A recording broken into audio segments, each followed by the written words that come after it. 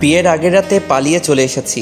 কিছুই করার নেই, কারণ একজনকে অনেক ভালোবাসি, আর সেখানে অন্য কারোর সাথে বিয়ে দিতে চাইলে তো পালাতেই হবে। তাই আমিও পালিয়েছি। যাকে ভালোবাসি তাকে আমি কখনো দেখিনি। অনেকবার ঠিক করেছি দেখা করব, কিন্তু কোনো না কোনো কারণে দেখা করাটা হয়ে ওঠেনি। তাই তাকে না দেখে ভালোবেসে যাচ্ছি। আর আজকে আমার বিয়ের কথা শুনে সে পাগল হয়ে যাচ্ছে। তারপর সে আমাকে বলে পালিয়ে আসতে। আমিও বেশি কিছু না ভেবে পালিয়ে আসি। চলুন পরিচয়টা দিয়ে দেই, না হলে কিছুই বুঝবেন না। আমি রাজ। এবার ইন্টার পরীক্ষা দিয়ে আপাতত অবসর সময় কাটাচ্ছি। বাবা মায়ের একমাত্র ছেলে। আব্বু বিজনেস করে আর আম্মু গৃহিণী। ব্যাস, অনেক সুখে লাইফ চলতেছে আমাদের। কলেজ বন্ধ, তাই ভালোও লাগতেছে না। এই আড্ডা দিয়ে সময় পার করি আর টুং টুং করে ঘোরাঘুরি করছি। চলুন গল্পে ফেরা যাক। সকালে আম্মুর ডাকে ঘুম ভাঙলো, তাই উঠে ফ্রেশ হয়ে নাস্তা করতে নিচে চলে আসলাম। সবাই যখন নাস্তা করছিল তখনই আম্মু বলে উঠল, রাজ, কালকে তুমি আমার সাথে তোমাদের নানুদের বাসায় বেড়াতে যাবে। আম্মু তুমি গ্রামে যাবে, যাও, আমাকে এর মাঝে টানছো কেন? কারণ এবার তোর নীলাপুর বিয়ে ঠিক হয়েছে, আর তাই তোকে নিয়ে যাচ্ছি। আর এমনিতেও সেই ক্লাস 8-এর পরে আর যাস নাই। এবার তো পরীক্ষাও শেষ, চল গিয়ে ঘুরে আসবি। বিয়ে যেহেতু হচ্ছে তখন যাওয়া যায়, কিন্তু আব্বু যাবে না। আমি বিয়ের আগের দিন চলে যাব। আমার একটু কাজ আছে এখানে, তাই যেতে পারতেছি না এখন। ওকে, কিন্তু কাজ শেষ করে চলে যাবা বলে দিলাম। ওকে। আচ্ছা, ওইখানে গেলে সবাই আমাকে চিনবে তো, নাকি আনপাবলিক ভেবে বের করে দিবে? দূর পাগল, ওরা তোকে ঠিকই চিনবে, আর আমি আছি না। তারপর খাওয়া দাওয়া শেষ করে উপরে চলে আসলাম। উপরে এসে মোবাইলটা হাতে নিতেই দেখি রিয়া ফোন দিয়ে রেখেছে। তাই আর দেরি না করে কল ব্যাক করি। রিং হবার পরেই ধরে রিয়া। কি হলো, কোথায় চলে গিয়েছিলে? ব্রেকফাস্ট করতে। ও আচ্ছা, তুমি কি আমার সাথে দেখা করবে না? বলো কবে করতে চাও? পরশুদিন সকালে। সরি, আমি তো কালকে গ্রামে চলে যাব, তাই দেখা করতে পারবো না। সপ্তাহখানেক পরে একটা সময় বলো, তখন দেখা করতে পারবো। তুমি যে গ্রামে যাবে এটা আমাকে আগে বলনি কেন? আরে আজকে সকালেই তো নাস্তা করার সময় বললো, তাই এখন বলতেছি। আচ্ছা ঠিক আছে, যাও, তবে ওইখানে গিয়ে আবার আমাকে ভুলে যেও না। তোমার থেকে সুন্দর মেয়ে পেলে তোমাকে তো ভুলে যাবই। চুপ শায়দাত, আমার থেকে হয়তো সুন্দর পাবে, কিন্তু কেউ আমার মতো ভালোবাসবে না, এটা মনে রেখো। ওকে, আচ্ছা ভালো থেকো। আমার অন্য একটা গপ ফোন দিতেছে, ওর সাথে কথা বলে নেই। রিয়াকে রাগাতে বললাম। শয়তান একটা। ওকে, তোমার জিএফ এর সাথে কথা বলা শেষ করো, বাই। তারপর রিয়া ফোনটা রেখে দিল। রিয়া বুঝে গেছে আমি তাকে এসব রাগানোর জন্য বলি। এইভাবে দিনটা কেটে গেল। সকালে আম্মুর ডাকে ঘুম ভাঙে আমার, তাই জিজ্ঞাসা করলাম, কি হয়েছে আম্মু? ওই, তোকে না বললাম আজকে তোদের নানুদের বাসায় যাব, তাও কেন দেরি করে ঘুমাচ্ছিস? আচ্ছা তুমি যাও, আমি ফ্রেশ হয়ে আসতেছি। ওকে বলেই আম্মু চলে গেল। তারপর উঠে চলে গেলাম ফ্রেশ হতে। ফ্রেশ হয়ে এসে মোবাইলটা হাতে নিয়ে দেখি রিয়ার 5টা মিসড কল এসে রয়েছে। তাই সাথে সাথে কল ব্যাক করলাম। রিয়া ফোন ধরতেই বলে উঠলাম, সরি, ঘুমাচ্ছিলাম তাই ফোনটা ধরতে পারি নাই। বিয়েটা করে বাসায় এসে নিয়েই তারপর এত বেলা করে ঘুমানো বের করব। আপনি বউ হওয়ার স্বপ্ন দেখতে থাকেন, আমি এদিকে গ্রাম থেকে ঘুরে আসি, কেমন? আচ্ছা আমাকেও সাথে নিয়ে চলো না প্লিজ রাজ। তুমি বাসায় চলে আসো, আমি তুমি আর আম্মু মিলে চলে যাব। আমি যদি আসি তাহলে তুমি কি পরিচয় দেবে আমার তোমার আম্মুর কাছে? বলবো যে আমার ফ্রেন্ড, আর তুমি আমাদের সাথে যাবে।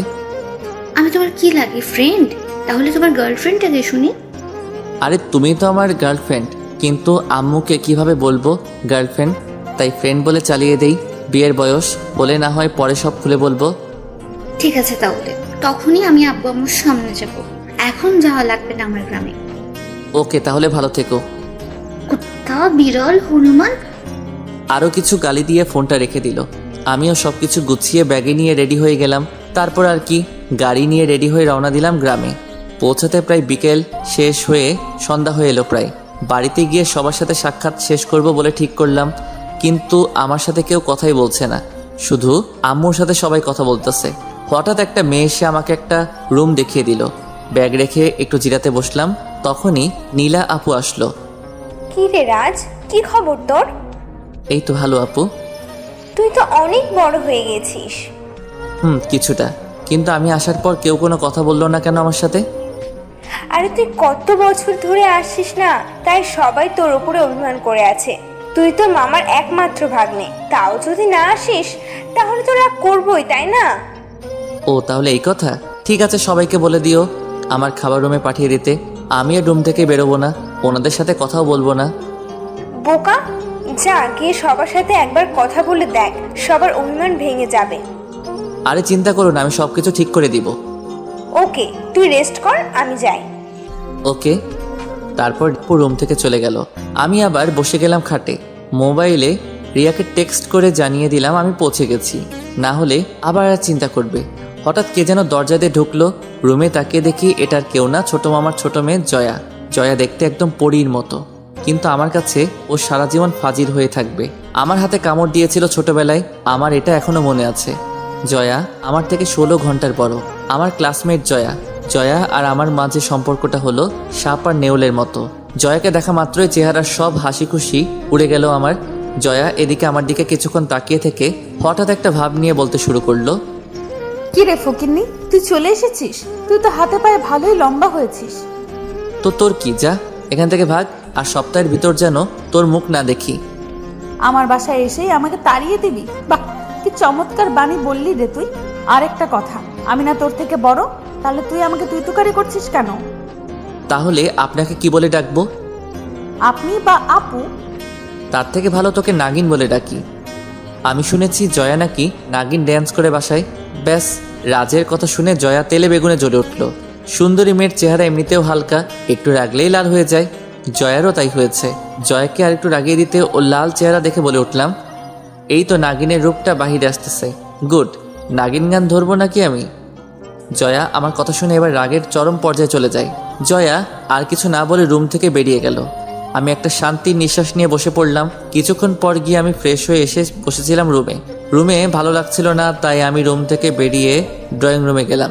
এসে দেখে আম্মু বসে বসে টিভি দেখতেছে আর নানু রাতের খাবার রেডি করতেছে, আর নানুকে দুই মামি হেল্প করতেছে। আমি গিয়ে আম্মুর পাশে বসে টিভি দেখতে লাগলাম। হঠাৎ আমি নানুকে দেখিয়ে বলে উঠলাম, আচ্ছা আম্মু, আমার কেন জানি মনে হয় এই বৃদ্ধ মহিলাটাকে কোথায় যেন দেখেছি। এই মহিলাটা কি যেন লাগে আমার। কথাটা বলার পরে নানুর আগে একটা ভাব নিয়ে আমার কাছে আসলো। তারপর আর কিছু না বলে আমার কান ধরে দিল মোচড়। তারপর বলতে লাগলো, আমি কি লাগি মনে নেই তোর? শয়তান, থাকবেই বা কেমন করে? 6-7 বছর পরে আমাদের যে দেখতে এসেছিস। এবার উঠে নানুকে জড়িয়ে ধরলাম আর বললাম, তোমাকে কি করে ভুলে যাই বুড়ি? আমার সাথে কথা বলানোর জন্য এটা বলেছি। সরি, এতদিন বিজি ছিলাম তাই আসতে পারি নাই। শয়তান, মানুষ হবি না। বলে নানু জড়িয়ে ধরলো। ব্যাস, নানুর সাথে ডিল ওকে। এবার মামাদের পালা, ওনারা আসলে সব কিছু ঠিক করে দিব। তাই আমি বসে টিভি দেখতে লাগলাম। তখনই জয়া হুট করে কোথা থেকে যেন এসে বসলো। কিরে পেতনি, কোথা থেকে আসলি? তোকে কেন বলতে যাব? আর তুই এখনো এই বাড়িতে কি করিস? তোকে না বলেছি তুই চলে যাবি? তুই বললেই হলো আর আমি চলে যাব? বেশি বকবক করলে তোকে বাসা থেকে বের করে দিব। আমার সে ক্ষমতা আছে, তুই জানিস। শয়তান, রাখ, তোকে একটা উচিত শিক্ষা দিব। যা পারলে দিস। তারপর জয়া চিমটি কেটে উঠে দৌড় দেয়। আমি কিছু না বলে চুপ করে সহ্য করে নিলাম। তারপর মামারা আসলে ওনাদেরকে মানিয়ে ফেললাম। তারপর রাতে খাওয়া দাওয়া করে দিলাম, একটা ঘুম। সকালে উঠে দেখি জয়া আমার বিছানার পাশে বসে আছে। হালকা একটু ভয় পেয়ে যাই। তারপরও নিজেকে সামনে নিয়ে বললাম, কি হলো, তুই এখানে বসে আছিস কেন? জয়া আর কিছু না বলে হাসতে লাগলো। কিছুটা অবাক হয়ে গেলাম ওর এমন আচরণ দেখে, তাই আবার জিজ্ঞেস করলাম, কি হলো, এইভাবে তাকিয়ে হাসতেছিস কেন? জয়া কিছু না বলে ওর ফোন থেকে কিছু একটা বের করে আমার দিকে মোবাইলটা দেখালো। মোবাইলের দিকে তাকিয়ে আমি হতবাক হয়ে গেলাম, কারণ মোবাইলে আমি যে হাত পা ছড়িয়ে ঘুমিয়েছিলাম তার উপরে মুখ কিছুটা হা হয়েছিল। এমন সময় জয়া বলে উঠল, এইগুলো বাসার সবাইকে দেখাবো আর ফেসবুকে পোস্ট করে দেব, কি বলিস? বুঝলাম, ব্ল্যাকমেইল করার জন্য তুলেছে এগুলো। ওর কথা মতো চলতে হবে, না হলে সত্যি ফাঁস করে দিবে সব কিছু। তাই নরম গলায় বললাম, জয়া, আমি তোর তো কোনো ক্ষতি করি নাই, তাহলে তুই এগুলো কেন পোস্ট করবি বা কাউকে দেখাবি বল?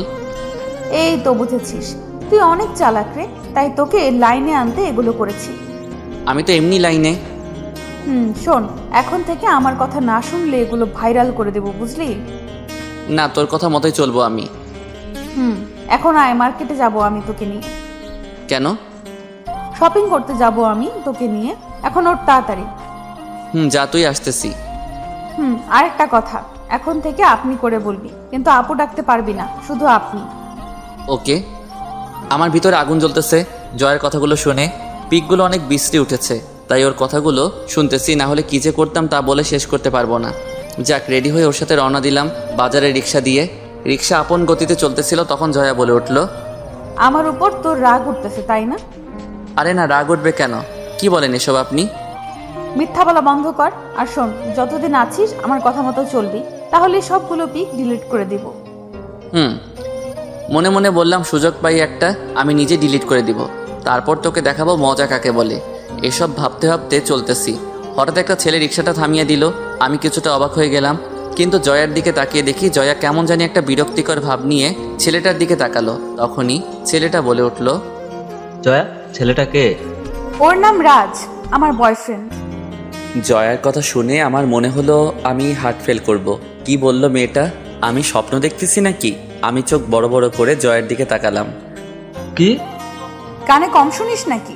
তোকে আমার বয়ফ্রেন্ডের কথা বলেছিলাম না, এটা হলো আমার বয়ফ্রেন্ড। না, এটা হতে পারে না।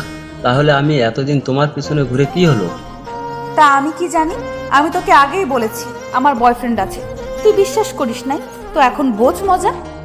দেখো, তোমার বয়ফ্রেন্ড থাকায় আমার কিছু যায় আসে না, আমি এখনো তোমাকে ভালোবাসি। দেখ, ওর সাথে আমার সব কিছু হয়ে গেছে, মানেটা কি তোকে ভেঙে বলবো নাকি বুঝে যাবি?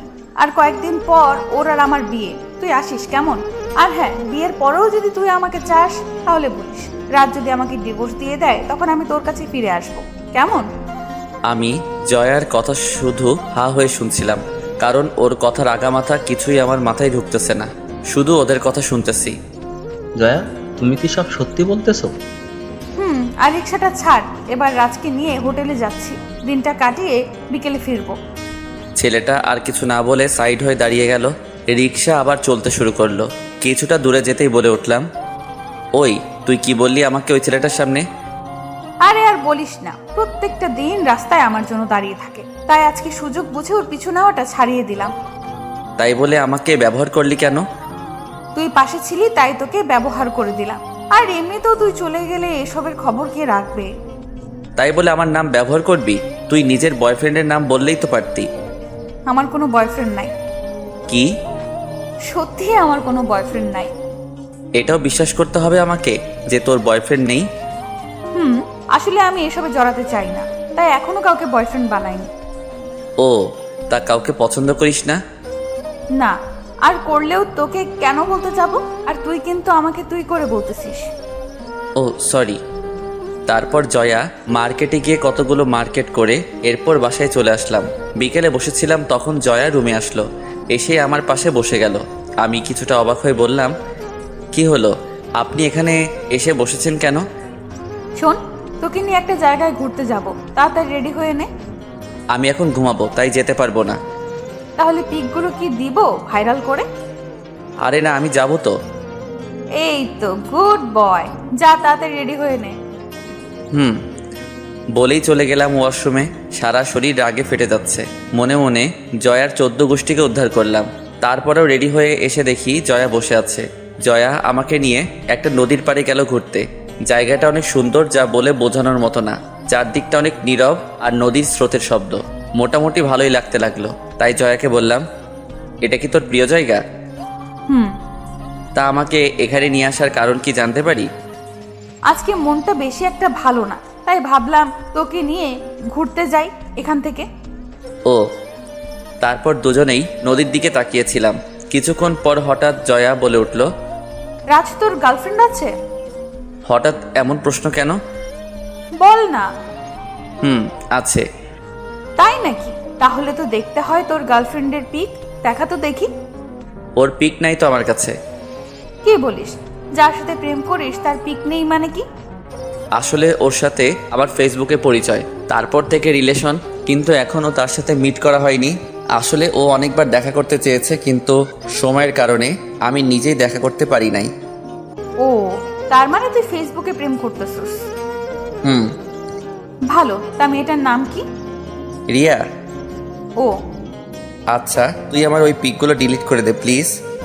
তোকে অনেক জ্বালাইছি রে রাজ, আর আজকে আমার সাথে এখানে আসায় তোর সব দোষ মাফ।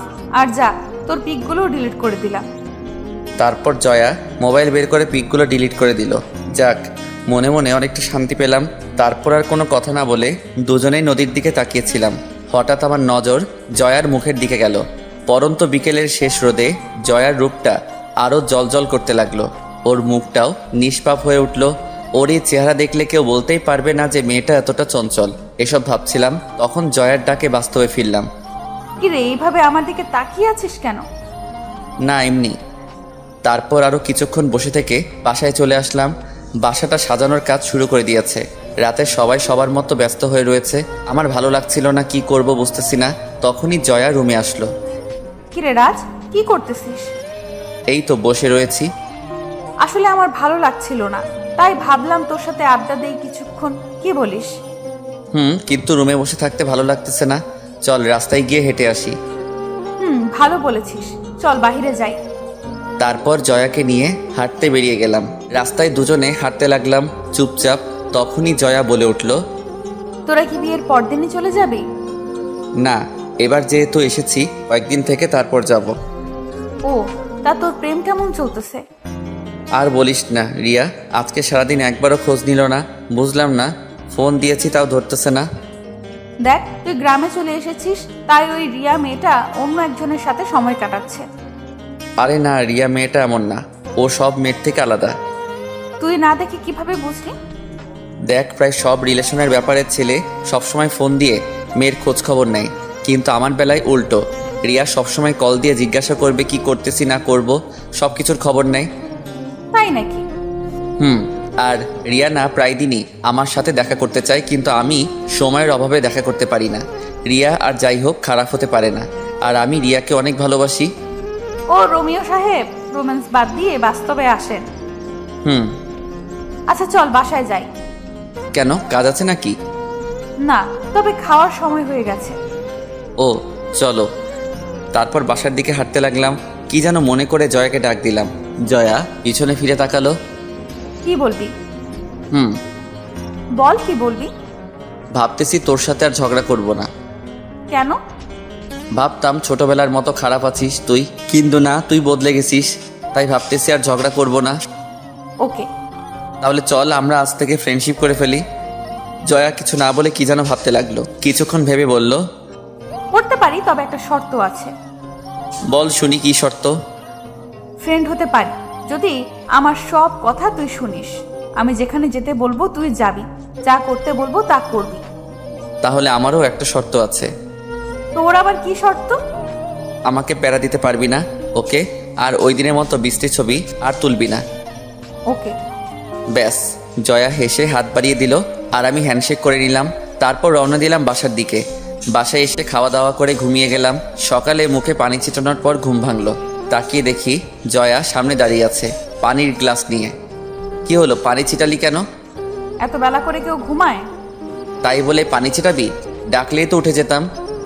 ডাকলে উঠতেছি, একটু পরে উঠবো এসব বলতি, কিন্তু পানি ছিটিয়ে দিয়েছি, একেবারে উঠে বসেছিস। আচ্ছা, দরজা লাগানো ছিল, তুই ভিতরে আসলি কিভাবে? তুই আসার আগে এটা আমার রুম ছিল, তুই আসায় তোকে থাকতে দিয়েছি, তাই আমার রুম বাহির থেকে কিভাবে খুলতে হয় তা তো আমি জানবই। তাই তো বলি, এরকম নোংরা রুমটা কার হতে পারে?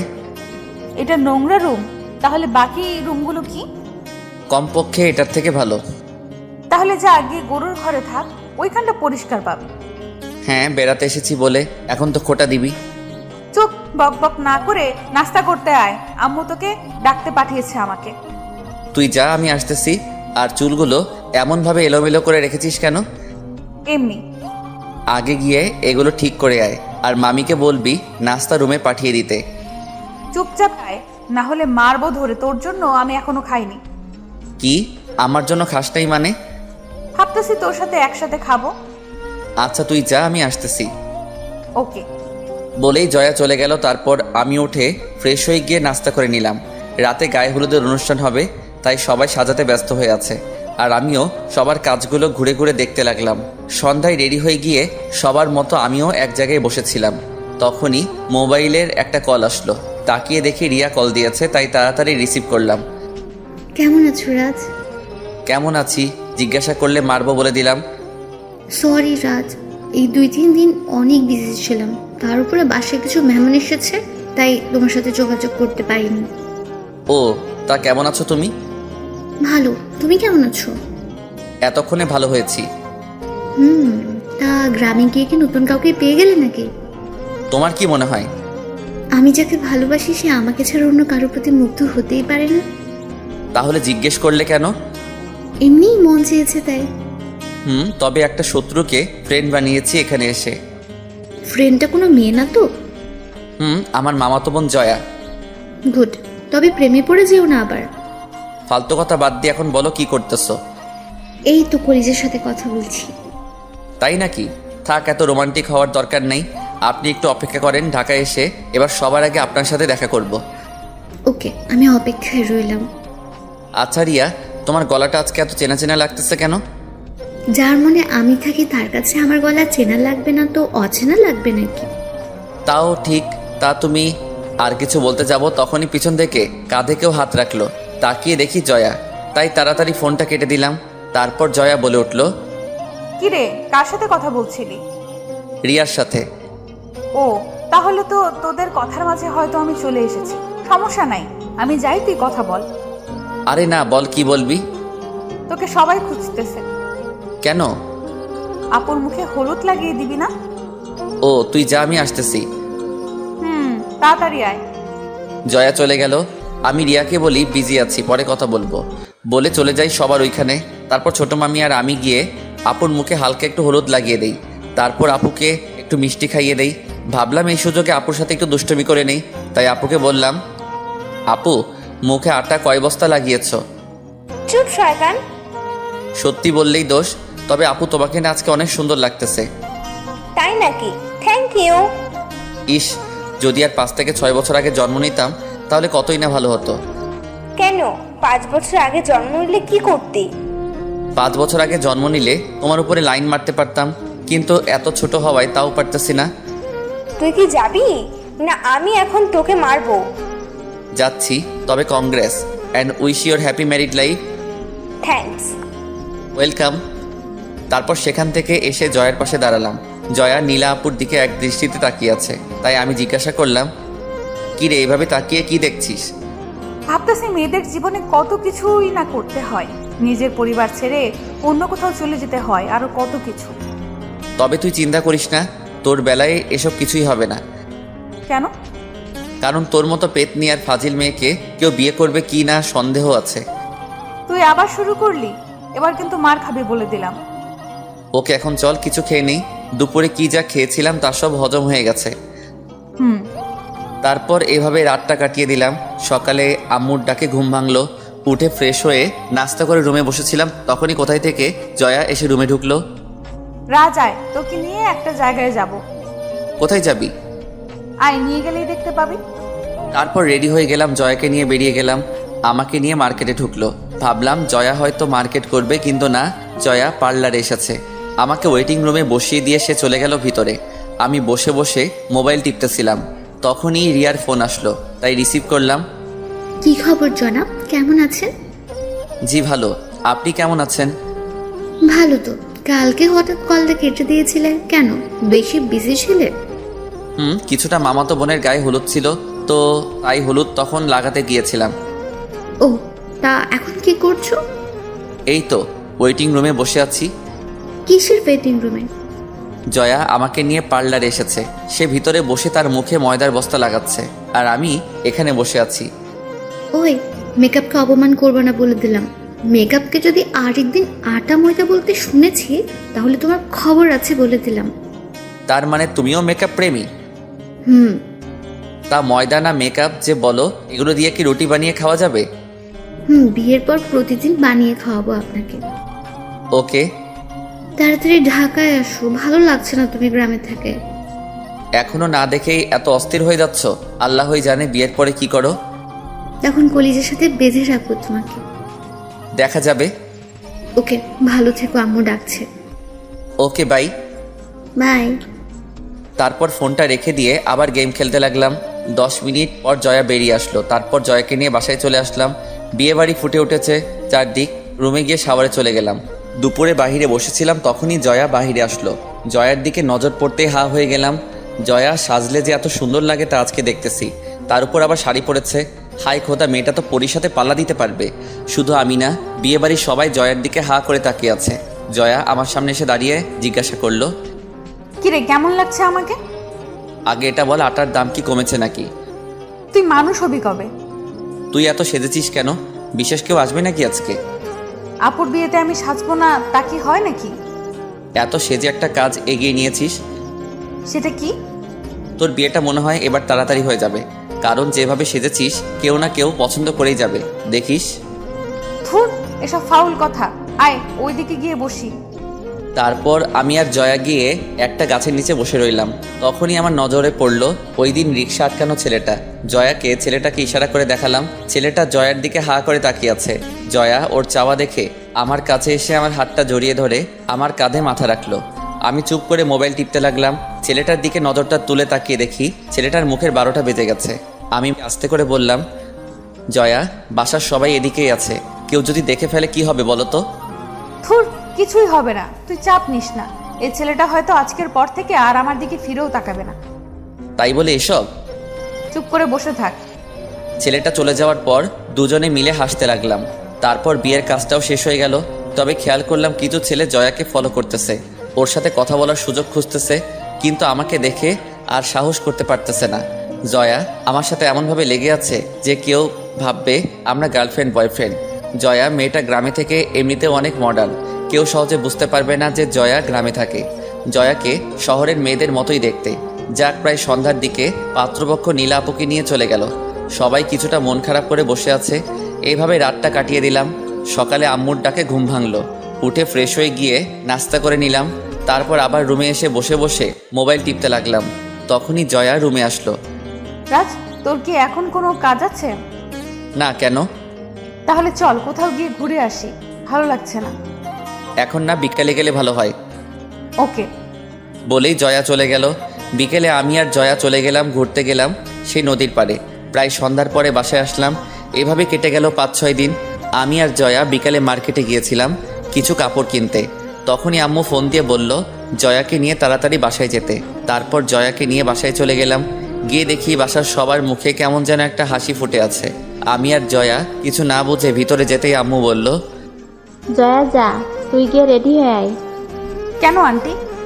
তুই গিয়ে রেডি হ, আমি এসে তোকে সব বলবো। জয়া ভিতরে চলে গেল। তাই আমি আম্মুকে জিজ্ঞাসা করলাম, কি হয়েছে আম্মু? জয়াকে পাত্রপক্ষ দেখতে আসতেছে। কি, এত ছোট মেয়েকে ওরা বিয়ে দিয়ে দিবে? আরে বিয়ে দেবে না, পাত্রপক্ষ জয়াকে দেখে যাবে আজকে। তারপর একদিন সময় করে জয়াকে এঙ্গেজমেন্টের রিং পরিয়ে দিয়ে যাবে। তারপর জয়ার পড়ালেখা শেষ হলে বিয়ে হবে। এসবের কি দরকার? একেবারে পড়ালেখা শেষ করার পরেই তো এসব করলে হয়। আরে এঙ্গেজমেন্ট করানোর কারণ হলো আর কেউ যেন জয়ার বিয়ের প্রস্তাব না নিয়ে আসতে পারে, সেই জন্য। আমার ভাই জিজা সুন্দরী, তাতে সবার নজর পড়তেই পারে, তাই সেসব নজর আটকে ওরা আজকে জয়াকে দেখে যাবে। তারপর কয়েকদিনের ভেতর এঙ্গেজমেন্টের রিং পরিয়ে দেবে। ও, তাহলে তো ভালোই। আচ্ছা তুই থাক, আমি গেলাম। আম্মু চলে যাওয়ার পর আমি রুমে গিয়ে ফ্রেশ হয়ে জয়ের রুমে গেলাম। গিয়ে দেখি জয়া সাজতেছে মন খারাপ করে। কি হয়েছে, এমন মন খারাপ করে বসে আছিস কেন? আচ্ছা, এই বয়সে এঙ্গেজমেন্ট করানোর মানে হয়? আমি নীলাপুর বিয়ের দিনই তোকে বলেছিলাম যে এত সাজিস না, বিপদ হবে। হলো তো বিপদটা। ধুর, এখন কি করব এটা বল। তুই জানিস তোর মন কি বলে? দেখি কি হয়, সময় সবকিছু বলে দিবে। এটাই। আচ্ছা তুই থাক, আমি গেলাম। গিয়ে দেখি বাহিরে কি হচ্ছে। তারপর বাহিরে এসে দেখি সবাই নাস্তা তৈরি করতেছে পাত্রপক্ষের জন্য। আমি বসে বসে ওনাদের সব আয়োজন দেখতে লাগলাম। কিছুক্ষণ পর কয়েকজন লোক আসলো বাসায়। বিশেষ করে পাত্রটা অনেক সুন্দর। আমি ওনাদের এখান থেকে জয়ার কাছে গেলাম। জয়া, তোর তো কপাল খুলে গেল। মানে? ছেলেটা দেখতে স্মার্ট আর অনেক কিউট। ধুর, বক বক করিস না। ছেলে রাজপুত্র হলেও আমি এখন এসব করতে পারবো না। এটা তোর ব্যাপার, তুই থাক, আমি গেলাম। বলে সেখান থেকে চলে আসলাম আবার ড্রয়িং রুমে। এসে আবার ওনাদের সাথে বসে রইলাম। কিছুক্ষণ পর জয়াকে নিয়ে আসা হলো ওনাদের সামনে। সবাই দেখে পছন্দ করলো। যাক, পছন্দ হয়েছে এটা শুনেই খুশি হলাম। ওনারা বাসায় গিয়ে এঙ্গেজমেন্টের তারিখ জানিয়ে দিবে বলে ওনারা চলে যায়। জয়া নিজের রুমে চলে যায় আর আমি নিজের রুমে। রাতে খাওয়া দাওয়া শেষ করে বসেছিলাম, তখনই জয়া রুমে আসলো। মুখটা ভার করে আছে, তাই জিজ্ঞাসা করলাম, কি রে, কি হয়েছে, এমন মুখ করে আছিস কেন? ওইটা নিয়েই ও, আরে সমস্যা কোথায়? এখন তো ব্যাস এঙ্গেজমেন্ট করে রাখবে, তোর যখন মন চাইবে তুই বিয়ে করে ফেলবি। আর ছেলেও তো দেখতে কত সুন্দর। জয়া কিছু না বলে রুমে চলে গেল। আমিও আর বেশি রাত না জেগে ঘুমিয়ে গেলাম। সকালে আম্মুর ডাকে ঘুম ভাঙলো। উঠে ফ্রেশ হয়ে নাস্তা করে নিলাম। তারপর জয়ার সাথে ড্রয়িং রুমে বসে কথা বলতে লাগলাম। হঠাৎ খেয়াল করলাম ছোট মামা রুম থেকে বেরিয়ে আসলো। রাগী মুখ দেখে আমি আর জয়া দুজনেই দাঁড়িয়ে গেলাম। মামাকে আমি জিজ্ঞাসা করলাম, মামা কি হয়েছে? মামা কোনো কথা না বলে ঠাস করে জয়ার আর আমার গালে চর বসিয়ে দেয় দুইটা। আমি আর জয়া অবাক হয়ে তাকিয়ে আছি মামার দিকে। কেন চর মেরেছে এসবে কিছুই বুঝতেছি না। জয়াও আমার মতোই অবাক হয়ে তাকিয়ে আছে। আম্মুর দিকে তাকিয়ে দেখি উনিও রাগী মুখ নিয়ে তাকিয়ে আছেন আমার দিকে। কি হচ্ছে কিছুই বুঝতেছিলাম না। তখনই বলে উঠল, তোদের কারণে আজকে আমার এত বড় অপমান সহ্য করতে হলো। কেন? আমরা আবার কি করলাম? আবার জিজ্ঞাসা করিস কি করেছিস? জানিস আজকে তোদের জন্য জয়াকে দেখে যাওয়া লোকগুলো আমাকে অপমান করেছে। কি করেছি এটা না বললে বুঝবো কিভাবে? তারপর মামা যা বলল তা শোনার জন্য আমি আর জয়া দুজনেই প্রস্তুত ছিলাম না। কারণ মামা বলে উঠল, তোরা দুজন দুজনকে ভালোবাসিস, এটা বললে কি আমরা তোদের মেরে ফেলতাম নাকি ফাঁসি দিতাম? যে কথাটা তোরা আমাদের সবার থেকে লুকিয়ে রাখলি। মামার কথা শুনে আমার মাথা ঘুরে গেল। কি বলছে এসব মামা? জয়ার দিকে তাকিয়ে দেখি জয়াও সেমভাবে শক্ট খেয়েছে মামার কথায়। তখনই মামা আবার বলে উঠল, তোরা তোদের পার্সোনাল লাইফে কি করেছিস তা আমরা কেউ জানি না, অথচ বাইরে একটা ছেলে সারা গ্রাম ছড়াচ্ছে কথাটা। কে কি বলে বেড়াচ্ছে আমাদের নামে? কেন তুই রিয়াদকে বলিসনি যে তোদের মাঝে কি হয়েছে? না হলে সেটা রিয়াদ জানলো কিভাবে? বুঝলাম না এখানে মামা কি বলছে। সব আমার মাথার উপর দিয়ে যাচ্ছে। তাই জিজ্ঞাসা করলাম, মামা এই রিয়াদটা কে? তোরা তাকে তোদের লাইফে কি হয়েছে না হয়েছে এসব সব বলে এসেছিস। আমি এবারও কিছু না বুঝে জয়ার দিকে জিজ্ঞাসার দৃষ্টিতে তাকাতেই জয়া বলে উঠল, রিয়াদ হলো ওই দিন আমাদের রিকশায় যে আটকে ছিল, সে হলো রিয়াদ। এবার মাথায় হালকা কিছু ঢুকেছে, কিন্তু এসবের সাথে জয়াকে দেখতে আসা লোকগুলোর কি সম্পর্ক এসব ভাবতে লাগলাম। তখনই মামা বলে উঠল, ওই ছেলেটা জয়াকে দেখতে আসা লোকগুলোকে উল্টো পাল্টা বলে দিয়েছে, আর ওরা আমাকে অনেক কথা শুনিয়েছে। তোদের এসবের কি দরকার ছিল? আমাদের বললে কি আমরা তোদের মেনে নিতাম না? আর ওই ছেলেটা সারা গ্রাম জয়ার নামে বদনাম ছড়াচ্ছে। মামা আপনি। আমি আর কিছু বলার আগেই মামা তার রুমে চলে গেল। আস্তে আস্তে সবাই নিজের রুমে চলে গেল। এখন ড্রয়িং রুমে আমি আর জয়া দাঁড়িয়ে আছি। জয়াও কান্না করতে করতে তার রুমে চলে গেল। তারপর আমিও নিজের রুমে গিয়ে কিছুক্ষণ আগের সব কথাগুলো নিজের মনে গোছাতে লাগলাম। তারপর ভাবলাম এখন রিয়ার সাথে কথা বলে মনটা হালকা করি। এই ভেবে রিয়ার নাম্বারে কল দিতে দেখি রিয়া আমাকে ব্লক লিস্টে ফেলে দিয়েছে। আমি বেশি কিছু না ভেবে মেসেঞ্জারে গেলাম নক দেওয়ার জন্য, কিন্তু ওর আইডি খুঁজে পেলাম না। তারপর ফেসবুকে গিয়ে ওর আইডি খুঁজে পাচ্ছি না। বুঝতে বাকি রইল না রিয়া তার আইডি ডিসেবল করে দিয়েছে। টুইটার, ইমো সহ সব ইন্টারনেট ওয়েবসাইট থেকে রিয়া আমাকে ব্লক করে দিয়েছে। মাথাটাও এবার কাজ করা বন্ধ করে দিয়েছে। রিয়া হঠাৎ এমন করলো কেন এটাই ভেবে পাচ্ছি না। মামার ঘটনাটা বাদ দিয়ে এবার রিয়ার এমন আচরণ দেখে আমি অবাক হয়ে গেলাম। আর কিছু ভাবতে পারছি না আমি। মাথা ব্যথা করতেছে আমার। তাই ওষুধ খেয়ে শুয়ে রইলাম আমি। প্রায় 1 ঘন্টা পর আম্মু, আব্বু, বড় মামা, ছোট মামা সহ কম বেশি সবাই আমার রুমে আসলো। আমিও উঠে বসলাম। সবাইকে দেখে সবাই এসে আমার আশেপাশে বসলো। তখন বড় মামা বলে উঠল, রাজ, তুই যে জয়াকে ভালোবাসিস এটা আমাকে বা তোর ছোট মামা অথবা তোর আব্বা আম্মুকে বললে কি তোদের কোনো ক্ষতি হতো নাকি? আমরা বলতাম যে তোরা এমন কিছু করিস না, তোদের ভালো খারাপ বোঝার বয়স হয়েছে, তাই হয়তো তোরা দুজন দুজনকে ভালোবেসে ফেলেছিস। আমি ওনার কথার আগা মাথা কিছুই বুঝলাম না। তাই জিজ্ঞাসা করলাম, মানে কি মামা? এবার আমার ভাতিজিকে তোমার হাতে তুলে দেওয়ার সময় হয়ে এসেছে, তাই তৈরি হয়ে নাও বিয়ে করার জন্য। কি? বড় একটা শক খেলাম ওনাদের কথা শুনে। কি না, জি, আগামী শুক্রবার তোমাদের দুজনকে সারা জীবনের জন্য এক করে দেয়া হবে। আমি মামার কথা শুনে আম্মু আব্বুর দিকে তাকিয়ে দেখি ওনারাও খুশি মনে বিয়েটা করাতে চাই। আমি জিম মেরে মামার কথাগুলো ভাবতে লাগলাম। সবাই নিজের মতো চলে গেল। সবার শেষে আব্বু আম্মু যাওয়ার সময় আমি ওনাদের ডাক দিয়ে আমার রুমে বসতে বলি। আব্বু জিজ্ঞাসা করলো, কিরে কি হয়েছে তোর? তোমরা সবাই কি শুরু করেছো? আমি জয়াকে ভালোবাসি, এটা তোমাদের কে বলেছে? মানে? আম্মু, আমি অন্য কাউকে ভালোবাসি। জয়া হলো আমার ফ্রেন্ড, আর তোমরা আমাকে না জানিয়েই আমার বিবাহ ঠিক করে ফেলেছো। এটা কোন ধরনের কথা? তাহলে ওই ছেলেটা যে এসব কথা বললো? আসলে আব্বু ওই দিন। তারপর তাদের সবকিছু খুলে বললাম। আব্বু আম্মু আমার কথা শুনে হাঁ করে তাকিয়ে আছে। কি বলবে হয়তো বুঝতেছে না। অবশেষে আব্বু বলে উঠল, বুঝলাম, কিন্তু তুই যে মেয়েটাকে পছন্দ করিস সে কে? তার নাম রিয়া। তো কোথায় থাকে, কি করে? কোথায় থাকে তা জানি না, তবে এবার সে নাকি ইন্টার পরীক্ষা দিয়েছে। কোথায় থাকে জানিস না মানে? আচ্ছা, মেয়েটার একটা ফটো দেখা। ফটো তো নেই আমার কাছে আম্মু। আচ্ছা, মেয়েটাকে একটা কল দে, আমি কথা বলবো মেয়েটার সাথে। ফোনটা হাতে নিতেই মনে পড়ল রিয়ার সাথে যোগাযোগ করার সব রাস্তা বন্ধ। কি করব এখন? তখন আম্মু বলে উঠল, কি হলো, কল দিচ্ছিস না কেন? আম্মু, রিয়ার সাথে কোনো যোগাযোগ করতে পারতেছি না। সোশ্যাল সাইট থেকে ব্লক করে দিয়েছে আমাকে। তাহলে ওর বাসার নাম্বারে কল দে। ওর বাসার নাম্বার তো নেই। মানে কি? আচ্ছা, তুই ওই রিয়া মেয়েটাকে দেখেছিস তো নাকি? রিয়ার সাথে এখনো দেখা করা হয়নি, এমনি ফোনে কথা হতো আর চ্যাটিং। রাজ, তুই কি আমাদের সাথে মজা করা শুরু করেছিস নাকি? আম্মু, তোমার সাথে মজা করতে যাব কেন? আমি সিরিয়াস।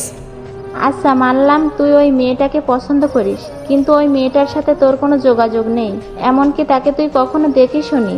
তাহলে তুই আমাদের একটা প্রমাণ দে যে ওই মেয়েটাও তোকে ভালোবাসে। আম্মু, তুমি এই বিয়েটা বন্ধ করো, আমি বাকিটা দেখতেছি। আম্মু আব্বু আর কোনো কিছু না বলে ভাবনার সাগরে ডুব দিল। অনেকক্ষণ ভেবে হঠাৎ আম্মু বলে উঠল, দেখ রাজ, আমি তোকে সোজা একটা কথা বলি, মাথায় ঢুকিয়ে নে। বলো। এই বিয়ে বন্ধ করে দিতে পারি একটা শর্তে। বিয়ের যেহেতু আরো 7 দিন বাকি, তাই তুই 3 দিনের মধ্যে রিয়ার সাথে আমার যোগাযোগ করাবি। 3 দিন পার হয়ে গেলে আমি আর তোর কোনো কথা শুনবো না, বলে দিলাম। আব্বু, তুমি একটু বুঝাও আম্মুকে। তোর আব্বু কি বুঝাবে? প্রথমত তুই যদি ওই মেয়েটাকে দেখতি তাহলে একটা কথা ছিল, তার থেকেও বড় কথা হলো এই পরিবারের মান সম্মান নিয়ে তোরা জেনে হোক বা না জেনে হোক টান দিয়েছিস। এখন তোর কাছে দুটো রাস্তাই খোলা আছে, দেখ তুই কি করবি। 2 রাস্তা মানে? হয়তো 3 দিনের ভিতরে ওই মেয়েটার সাথে আমার কথা বলাবি, না হলে জয়াকেই বিয়ে করতে হবে, বলে দিলাম। আম্মু, তুমি এমন করে আমাকে কথা বলতেছো?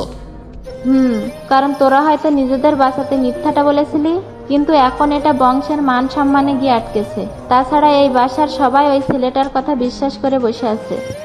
তুমি গিয়ে ওনাদের বুঝিয়ে বলো। দেখ, ওরা যদি ভাবে এখন আমরা মিথ্যা বলতেছি। আম্মু, জয় নিজেই তো সাক্ষী। আচ্ছা, মানলাম বাসার সবাই মেনে নিল, কিন্তু এই গ্রামের সবাইকে কিভাবে বুঝাবি বল? কাল যদি আবার জয়ার জন্য বিয়ের প্রস্তাব আসে, তাহলে আবার কেউ না কেউ এটা নিয়ে তাদের কাছে বলে দিবে, তখন কি করবি? আম্মু, আমি বুঝতেছি না কি করব। দেখ বাবা, এটা শহর না, এখানে মান সম্মানটা সবার উপরে থাকে, আর এখানে সমাজ নিয়ে চলতে হয়। তাই প্লিজ তুই বিয়েটা করে নে। তোমরা যাও, এখন আমার মাথা ব্যথা করতেছে। আব্বু আম্মু আর কিছু না বলে চলে গেল। আমি দরজা লাগিয়ে দিয়ে এসে ভাবতে লাগলাম, কি হচ্ছে এসব আমার সাথে? কিছুই বুঝতেছি না। ভাববো কোনটা নিয়ে, এটাও বুঝতেছি না। রিয়া কেন এমনটা করলো, এটা নিয়ে ভাববো নাকি বিয়ের কথাটা নিয়ে ভাববো, কিছুই বুঝতেছি না। এসব ভাবতে ভাবতে কখন যে ঘুমিয়ে গেলাম তা নিজেও জানি না। ঘুম ভাঙলো দরজায় কারোর নক করার আওয়াজে। উঠে দরজা খুলে দেখি আম্মু খাওয়ার জন্য ডাকতেছে। তারপর ফ্রেশ হয়ে গিয়ে খাওয়া দাওয়া করে রুমে চলে আসলাম। বিকেলে ছাদে গেলাম, গিয়ে দেখি জয়া এক কোণে দাঁড়িয়ে আছে। তাই জয়ার কাছে গিয়ে দাঁড়ালাম। জয়া আমাকে দেখে বলে উঠল, রাজ সরি, আমি আসলে বুঝতে পারিনি যে ওই কথা এমন একটা প্রভাব ফেলবে। ধুর, বাদ দে পুরোনো কথা। আর এখন কি করব সেটা নিয়ে ভাবতে হবে। তুই একটা কাজ করলে পারিস রাজ। কি কাজ? তুই আজ রাতে পালিয়ে ঢাকায় চলে যা, এদিকটা আমি সামলে নিব। ওই, তুই কি বলতেছিস এসব? পরে সবার কাছে মুখ দেখাবো কিভাবে আমি? তো এখানে পড়ে থেকে কি আমাকে বিয়ে করবি নাকি? দেখি, কিছু একটা তো করতেই হবে, এভাবে চলতে দেওয়া যাবে না। আচ্ছা, রিয়া কি বলে? আর বলিস না, সকাল থেকে সবকিছু থেকে ব্লক করে রেখেছে আমাকে। কিন্তু কেন? জানি না রে, এখন কি করব তাও মাথায় আসছে না। তার উপর আবার আম্মুর এমন শর্ত, মাথাটা খারাপ হয়ে যাবে আমার। কেন, আন্টি আবার কি শর্ত রেখেছে? আর বলিস না, বলেছে 3 দিনের ভিতর রিয়াকে ওনার সামনে নিয়ে দাঁড় করাতে, না হলে তোকে বিয়ে করতে। জয়া কিছু না বলে চুপ করে রইল। আমিও ভেবে পাচ্ছি না কি করব। সন্ধ্যায় ছাদ থেকে নেমে নিচে নেমে আসলাম। তারপর রাতে খাওয়া দাওয়া করে রুমে চলে আসলাম। ভাবতে লাগলাম কি করা যায়, কিন্তু কোনো উপায়ই পাচ্ছি না। একদিকে আম্মুদের বংশের মান সম্মান, অন্যদিকে জয়ার লাইফ নিয়েও টেনশন হয়ে গেছে। অন্যদিকে রিয়াও এমন সময় বেঁকে বসলো যা বলার মতো না। এখন সামলাবো কত দিকে তা নিজেই ভাবতে পারতেছি না, পালাতেও পারতেছি না। কারণ পালালে মনে করবে জয়ার সাথে সব করে যখন বিয়ের কথা আসলো তখনই পালিয়ে গেছি। এখন গ্রামের মানুষকে কিভাবে বোঝাবো যে আমার মনে আসলে কি? শালার নিজেকে এখন মনে হচ্ছে গালি দিতে। কেন যে গ্রামে আসতে গেলাম তা ভেবে পাই না। বিয়ে দেখতে এসে নিজেই ফেসে গেলাম। হাজারো চিন্তা নিয়ে কখন যে ঘুমিয়ে গেলাম তা নিজেও জানি না। এভাবে কেটে গেল 3 দিন। বিকেলে আম্মু রুমে আসলো। কি রে রাজ, রিয়া মেয়েটার কোনো খোঁজ পেলি? না আম্মু। তাহলে আর কি করবি বল, এখন জয়াকে বিয়েটা করে নে। আম্মু প্লিজ, তুমি কিছু একটা করো। কাল থেকে বিয়ের সব কাজ শুরু হবে, তাই প্লিজ এসব বাদ দিয়ে নর্মাল হয়ে নে, তোর জন্যই ভালো হবে। আম্মুর কথায় রিয়্যাক্ট না করে আগের মতোই বসে রইলাম। যাওয়ার আগে বলে গেল আম্মু, তোর কোনো ফ্রেন্ডকে আসতে বলে দে। তুমি জানো না আমার ফ্রেন্ড কে কে? তুমি নিজেই তো দাওয়াত দিলে পারো। ফ্রেন্ড কি আমার না তোর? তুই জানিস কি করবি। আমি গেলাম। আম্মু চলে গেলে আমি ভাবতে লাগলাম, নিশাত, সিয়াম আর ফারিয়াকে কিভাবে বলবো যে আমি বিয়ে করতেছি। ওরা তো হাসতে হাসতে শেষ হয়ে যাবে। তার চেয়ে ভালো ওদের আগে এখানে আসতে বলি। এখানে আসলেই পরিস্থিতি বুঝে ফেলবে। রাতে ওদের ফোন দিয়ে বললাম গ্রুপে আসতে। তারপর মেসেঞ্জার গ্রুপে ওদের 3 জনকে কল দিলাম। সবাই অ্যাক্টিভ হলো। সিয়াম জিজ্ঞাসা করলো, কিরে হঠাৎ এত জরুরি তলব? শোন, তোরা কাল সকালে 3 জন আমাদের নানুর বাড়িতে চলে আসবি। কেন, কি হয়েছে? কোনো সমস্যা? আগে আয়, তারপর না হয় বলতেছি। কাল বিকেলে রওনা দিয়ে দে। নিশাত আর ফারিয়া রাজি হয়ে গেল, কিন্তু সিয়াম নাকি আসতে পারবে না, কারণ সে ঢাকার বাহিরে আছে। তো তুই কবে আসতে পারবি? 2 দিন পর। হিসাব করলাম যে সিয়াম গায়ে হলুদের দিন আসবে। যাক, তাতেও সমস্যা নেই। ওকে বলে দিলাম। পরের দিন রাতে গিয়ে নিশাত আর ফারিয়াকে স্টেশন থেকে পিক করে আনলাম। এদিকে বাসাটা হালকা সাজিয়েছে, তাই ওরা হালকা অবাক হয়ে ভিতরে আসলো। ওদের আমার রুমে বসালাম। ফারিয়া জিজ্ঞাসা করলো, কি রে রাজ, তোর মামাতো বোনের বিয়ে তো অনেকদিন আগেই শেষ, তা বাসাটা আবার সাজাচ্ছে কেন? কারণ তোর ভাই বিয়ে করতে যাচ্ছে। মানে? আর বলিস না। কিভাবে হলো? আর রিয়ার কথা বলিস না ওনাদের। শোন, আমি তোদের সব বলতেছি। তারপর ওদের শুরু থেকে সবকিছু খুলে বললাম। ওরাও শুনে চুপ করে রইল। কিছুক্ষণ কি বলবে হয়তো ভাবতেছে। তখন নিশাত বলে উঠল, সবকিছু যেমন তেমন, কিন্তু রিয়া এটা করবে ভাবতেও পারিনি। কি বলবো বল? এই জন্যই বলেছি না দেখে প্রেম করার দরকার নেই। এখন কি করবি এটা বল। এই 4 দিন ধরে এটাই ভাবতেছি, কিন্তু কোনো রাস্তা দেখতেছি না। তোর হবু বউকে ডাকতো একটু দেখি। বলেই জয়াকে ফোন দিলাম। জয়া, কোথায় তুই? রান্নাঘরে। কেন? আমাকে একটু কফি বানিয়ে দিয়ে যা না প্লিজ। তুই বস, আমি নিয়ে আসতেছি। ওকে। আচ্ছা, জয়া কি জানে রিয়ার ব্যাপারে? সব জানে। আচ্ছা, বিয়ে করবি বলে ঠিক করে নিয়েছিস নাকি? রিয়ার একটা লিঙ্ক পেলেই বিয়েটা করব না, আর ভাবতেছি পালিয়ে যাব, কারণ আর কোনো রাস্তা দেখতেছি না। কি বলিস? এখন দেখি কি করা যায়। আর এসব কথা বাদ দিয়ে তোদের কি খবর বল। আমাদের আর কি চলতেছে? কথা বলার এক ফাঁকে জয়া কফি নিয়ে আসলো। তারপর আমি নিশাত আর ফারিয়ার সাথে পরিচয় করিয়ে দিলাম। রাজ, তোরা কথা বল, আমার একটু কাজ আছে, আমি যাই। জয়া চলে যাওয়ার পর ফারিয়া বলে উঠল, এত সুন্দর মেয়েকে তোর বিয়ে করতে সমস্যা কোথায়? তুই আবার একই কথা বলতেছিস? আচ্ছা, তো পালিয়ে গেলে কবে পালাবি? কাল আমার গায়ে হলুদ, আর কাল রাতে সিয়াম আসবে।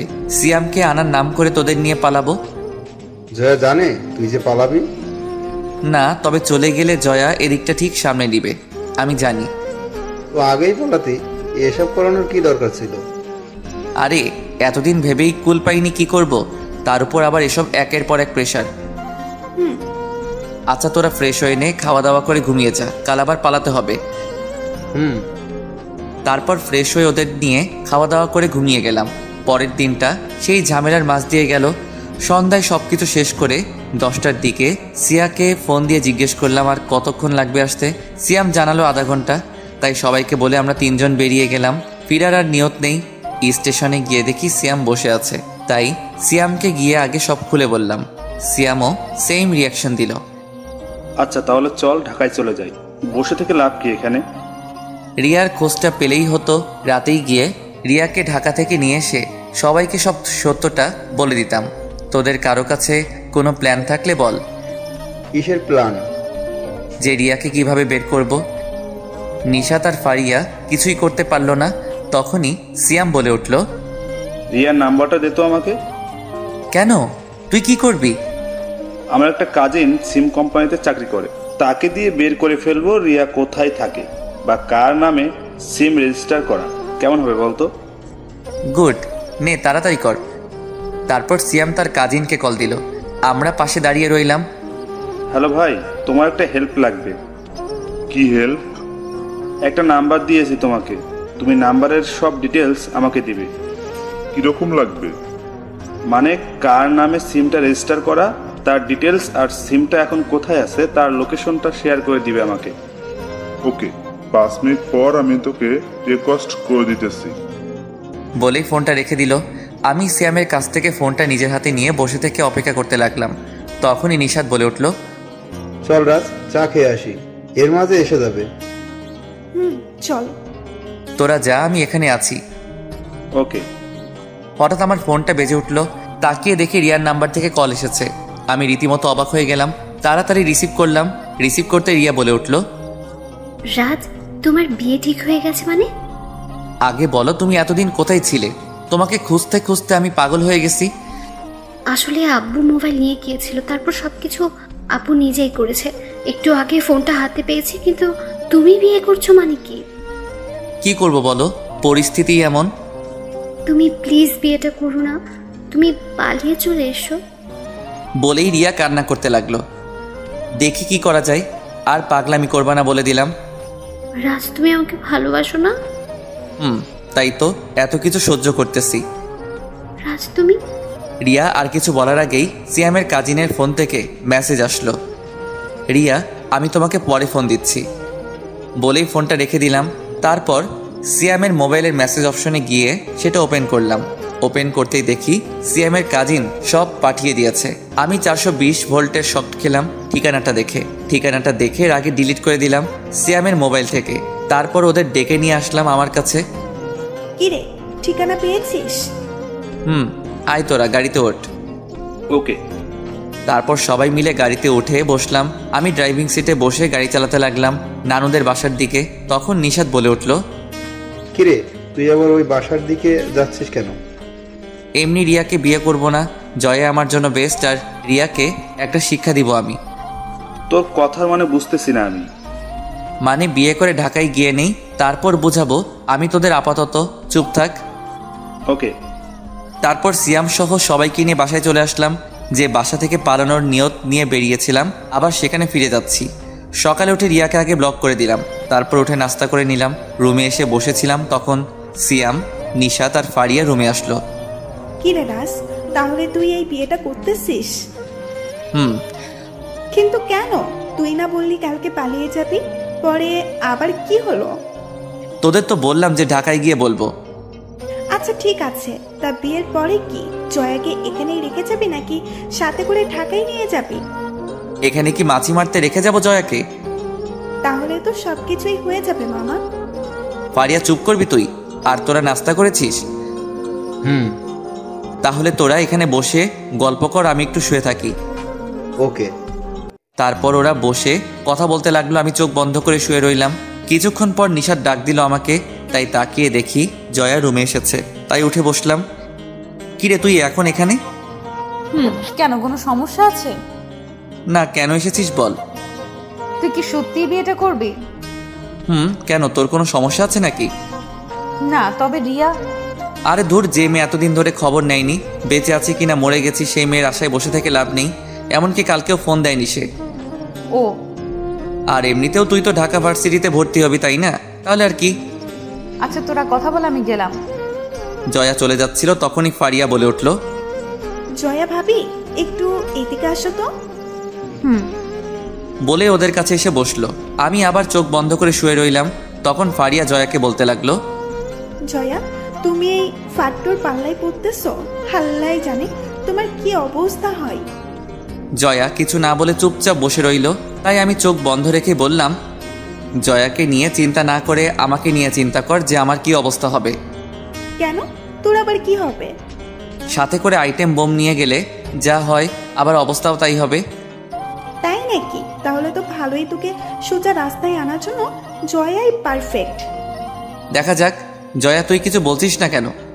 কি বলবো আমি? থাক, এখানে লজ্জা পেয়ে লাভ নাই। আর আমরা সবাই ক্লাসমেট, তাই প্লিজ কিছু বলেন, না হলে ওরা তোকে পচাতেই থাকবে।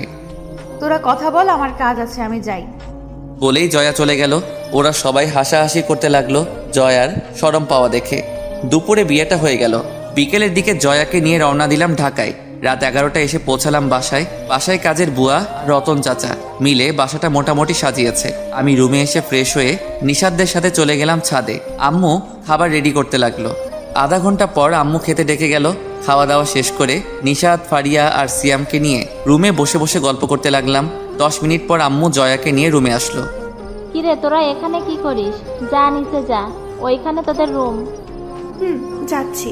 আর চিন্তা করো না আন্টি, তোমার ছেলেকে নিয়ে যাব না। যা গিয়ে বস তোরা, আমি আসতেছি। ওকে। তারপর নিশাতেরা চলে গেল নিচে। আম্মু জয়াকে রুমে দিয়ে চলে গেল। আমি খাটে চুপচাপ বসে রইলাম। আম্মু চলে যাওয়ার পর জয়া দরজা লাগিয়ে দিল। দরজা লাগিয়ে দিয়ে ঘুমটা খুলে ফেলে দিয়ে, এত বড় চাদরটা সেই দুপুর থেকে মাথায় দিয়ে রেখেছি। মানুষ কিভাবে পারে এইভাবে দিয়ে রাখতে? তুই পারিস না বলে কি সবাই পারবে না এমন কোনো কথা আছে নাকি? তা তুই কি খাটে ঘুমাবি নাকি নিচে? মানে বুঝছিস নাই? শোন, আমি এখনো বাচ্চা মেয়ে, তাই স্বামীর অধিকার খাটাতে আসবি না। সময় হলে আমিই তোকে বলবো। ওকে। আর হ্যাঁ, চাইলে তুই খাটে আমার সাথে থাকতে পারিস, তবে কোনো রকম চালাকি করার চেষ্টা করতে পারবি না। যদি করিস তাহলে নিচে শোয়াবো, বলে দিলাম। আর কোনো শর্ত আছে তোর? না, কেন? আচ্ছা, বিয়ে কি তুই আমাকে করেছিস নাকি আমি তোকে বিয়ে করেছি? তুই আমাকে করেছিস আর আমি তোকে করেছি। আচ্ছা বাদ দে সব, অনেক রাত হয়ে গেছে। ঘুমালে ঘুমাতে পারিস, আর তুই না ঘুমালে আমাকে ঘুমাতে দে। তোকে ঘুমাতে না করেছি নাকি? তুই ঘুমা। ধন্যবাদ বলেই শুয়ে গেলাম। শুয়ে শুয়ে ভাবতে লাগলাম যে অন্য 10টা লোকের মতো আমার আর বউয়ের ঘুমটা তুলে তার মায়াবী মুখটা দেখা হলো না। অন্যদের মতো আমার বউ আর সালাম করলো না। যাক, তাও মেনে নিলাম। কিন্তু সব থেকে আলাদা ব্যাপার হলো বাসর রাতে জয়ার শোনানো কথাগুলো। এসব কথা ভাবতে ভাবতে কখন যে ঘুমিয়ে গেলাম তা নিজেও জানি না। সকালে চোখ খুলে দেখি বাইরে রোদ উঠে গেছে, কিন্তু বুকে ভারী কিছু দিয়ে চাপ দিয়ে রেখেছে এমনটা মনে হলো। তাকিয়ে দেখি জয়া শুয়ে আছে, এখনো ঘুমাচ্ছে। তাই জয়াকে আস্তে করে ডাক দিলাম। জয়া ঘুমের মাঝে বলে উঠল, কি হলো, এত সকালে ডাকতেছিস কেন? কোথাও শুনেছিস নতুন বউ সকাল 7টা পর্যন্ত ঘুমাতে? কি, 7টা বেজে গেছে? জয়া চোখ খুলে তাকালো, তারপর নিজের উপস্থিতি আমার বুকে পেয়ে লাফ দিয়ে উঠে বসলো। তাই আমি বলে উঠলাম, কি হলো, কাল রাতে তো নিজেই গর্ব করে বলতেছিলি আমি যেন স্বামীর অধিকার খাটাতে না যাই, আর রাত না যেতে এভাবে জড়িয়ে ধরে বসে রইলি। ঘুমের মাঝে চলে গিয়েছিলাম, সরি। এখন ফ্রেশ হয়ে নিচে যা, তাড়াতাড়ি দেখ গিয়ে সবাই কি করতেছে। যাচ্ছি বলেই জয়া ফ্রেশ হতে চলে গেল। আমি আবার দিলাম একটা ঘুম ভাঙলো জয়ার ডাকে। কিরে, নাস্তা করবি না? নিচে সবাই বসে আছে তোর জন্য। তোরা গিয়ে শুরু কর, আমি আসছি একটু পর। তাড়াতাড়ি আয়। বলেই জয়া চলে গেল। আমি উঠে ফ্রেশ হয়ে নিচে গিয়ে নাস্তা করে রুমে চলে আসলাম। রুমে বসেছিলাম, তখন নিশাতেরা আসলো।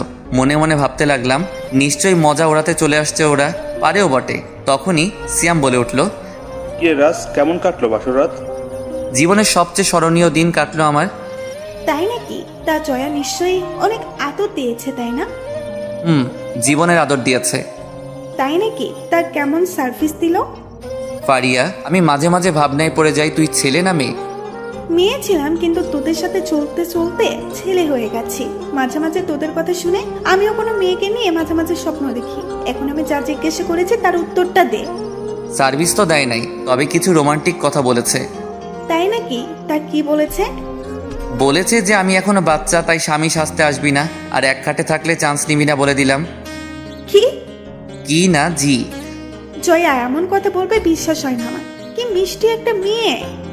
ওর সুন্দর চেহারাটা দেখে এসব বলছিস, আর আমি ওর চঞ্চল মনটা দেখেছি। আচ্ছা, একটা কথা বলতো। কি? তুই ওই বাসা থেকে পালিয়ে গেলি রিয়ার সাথে দেখা করবি বলে, কিন্তু তুই আবার ফিরে গেলি, কাহিনী কি?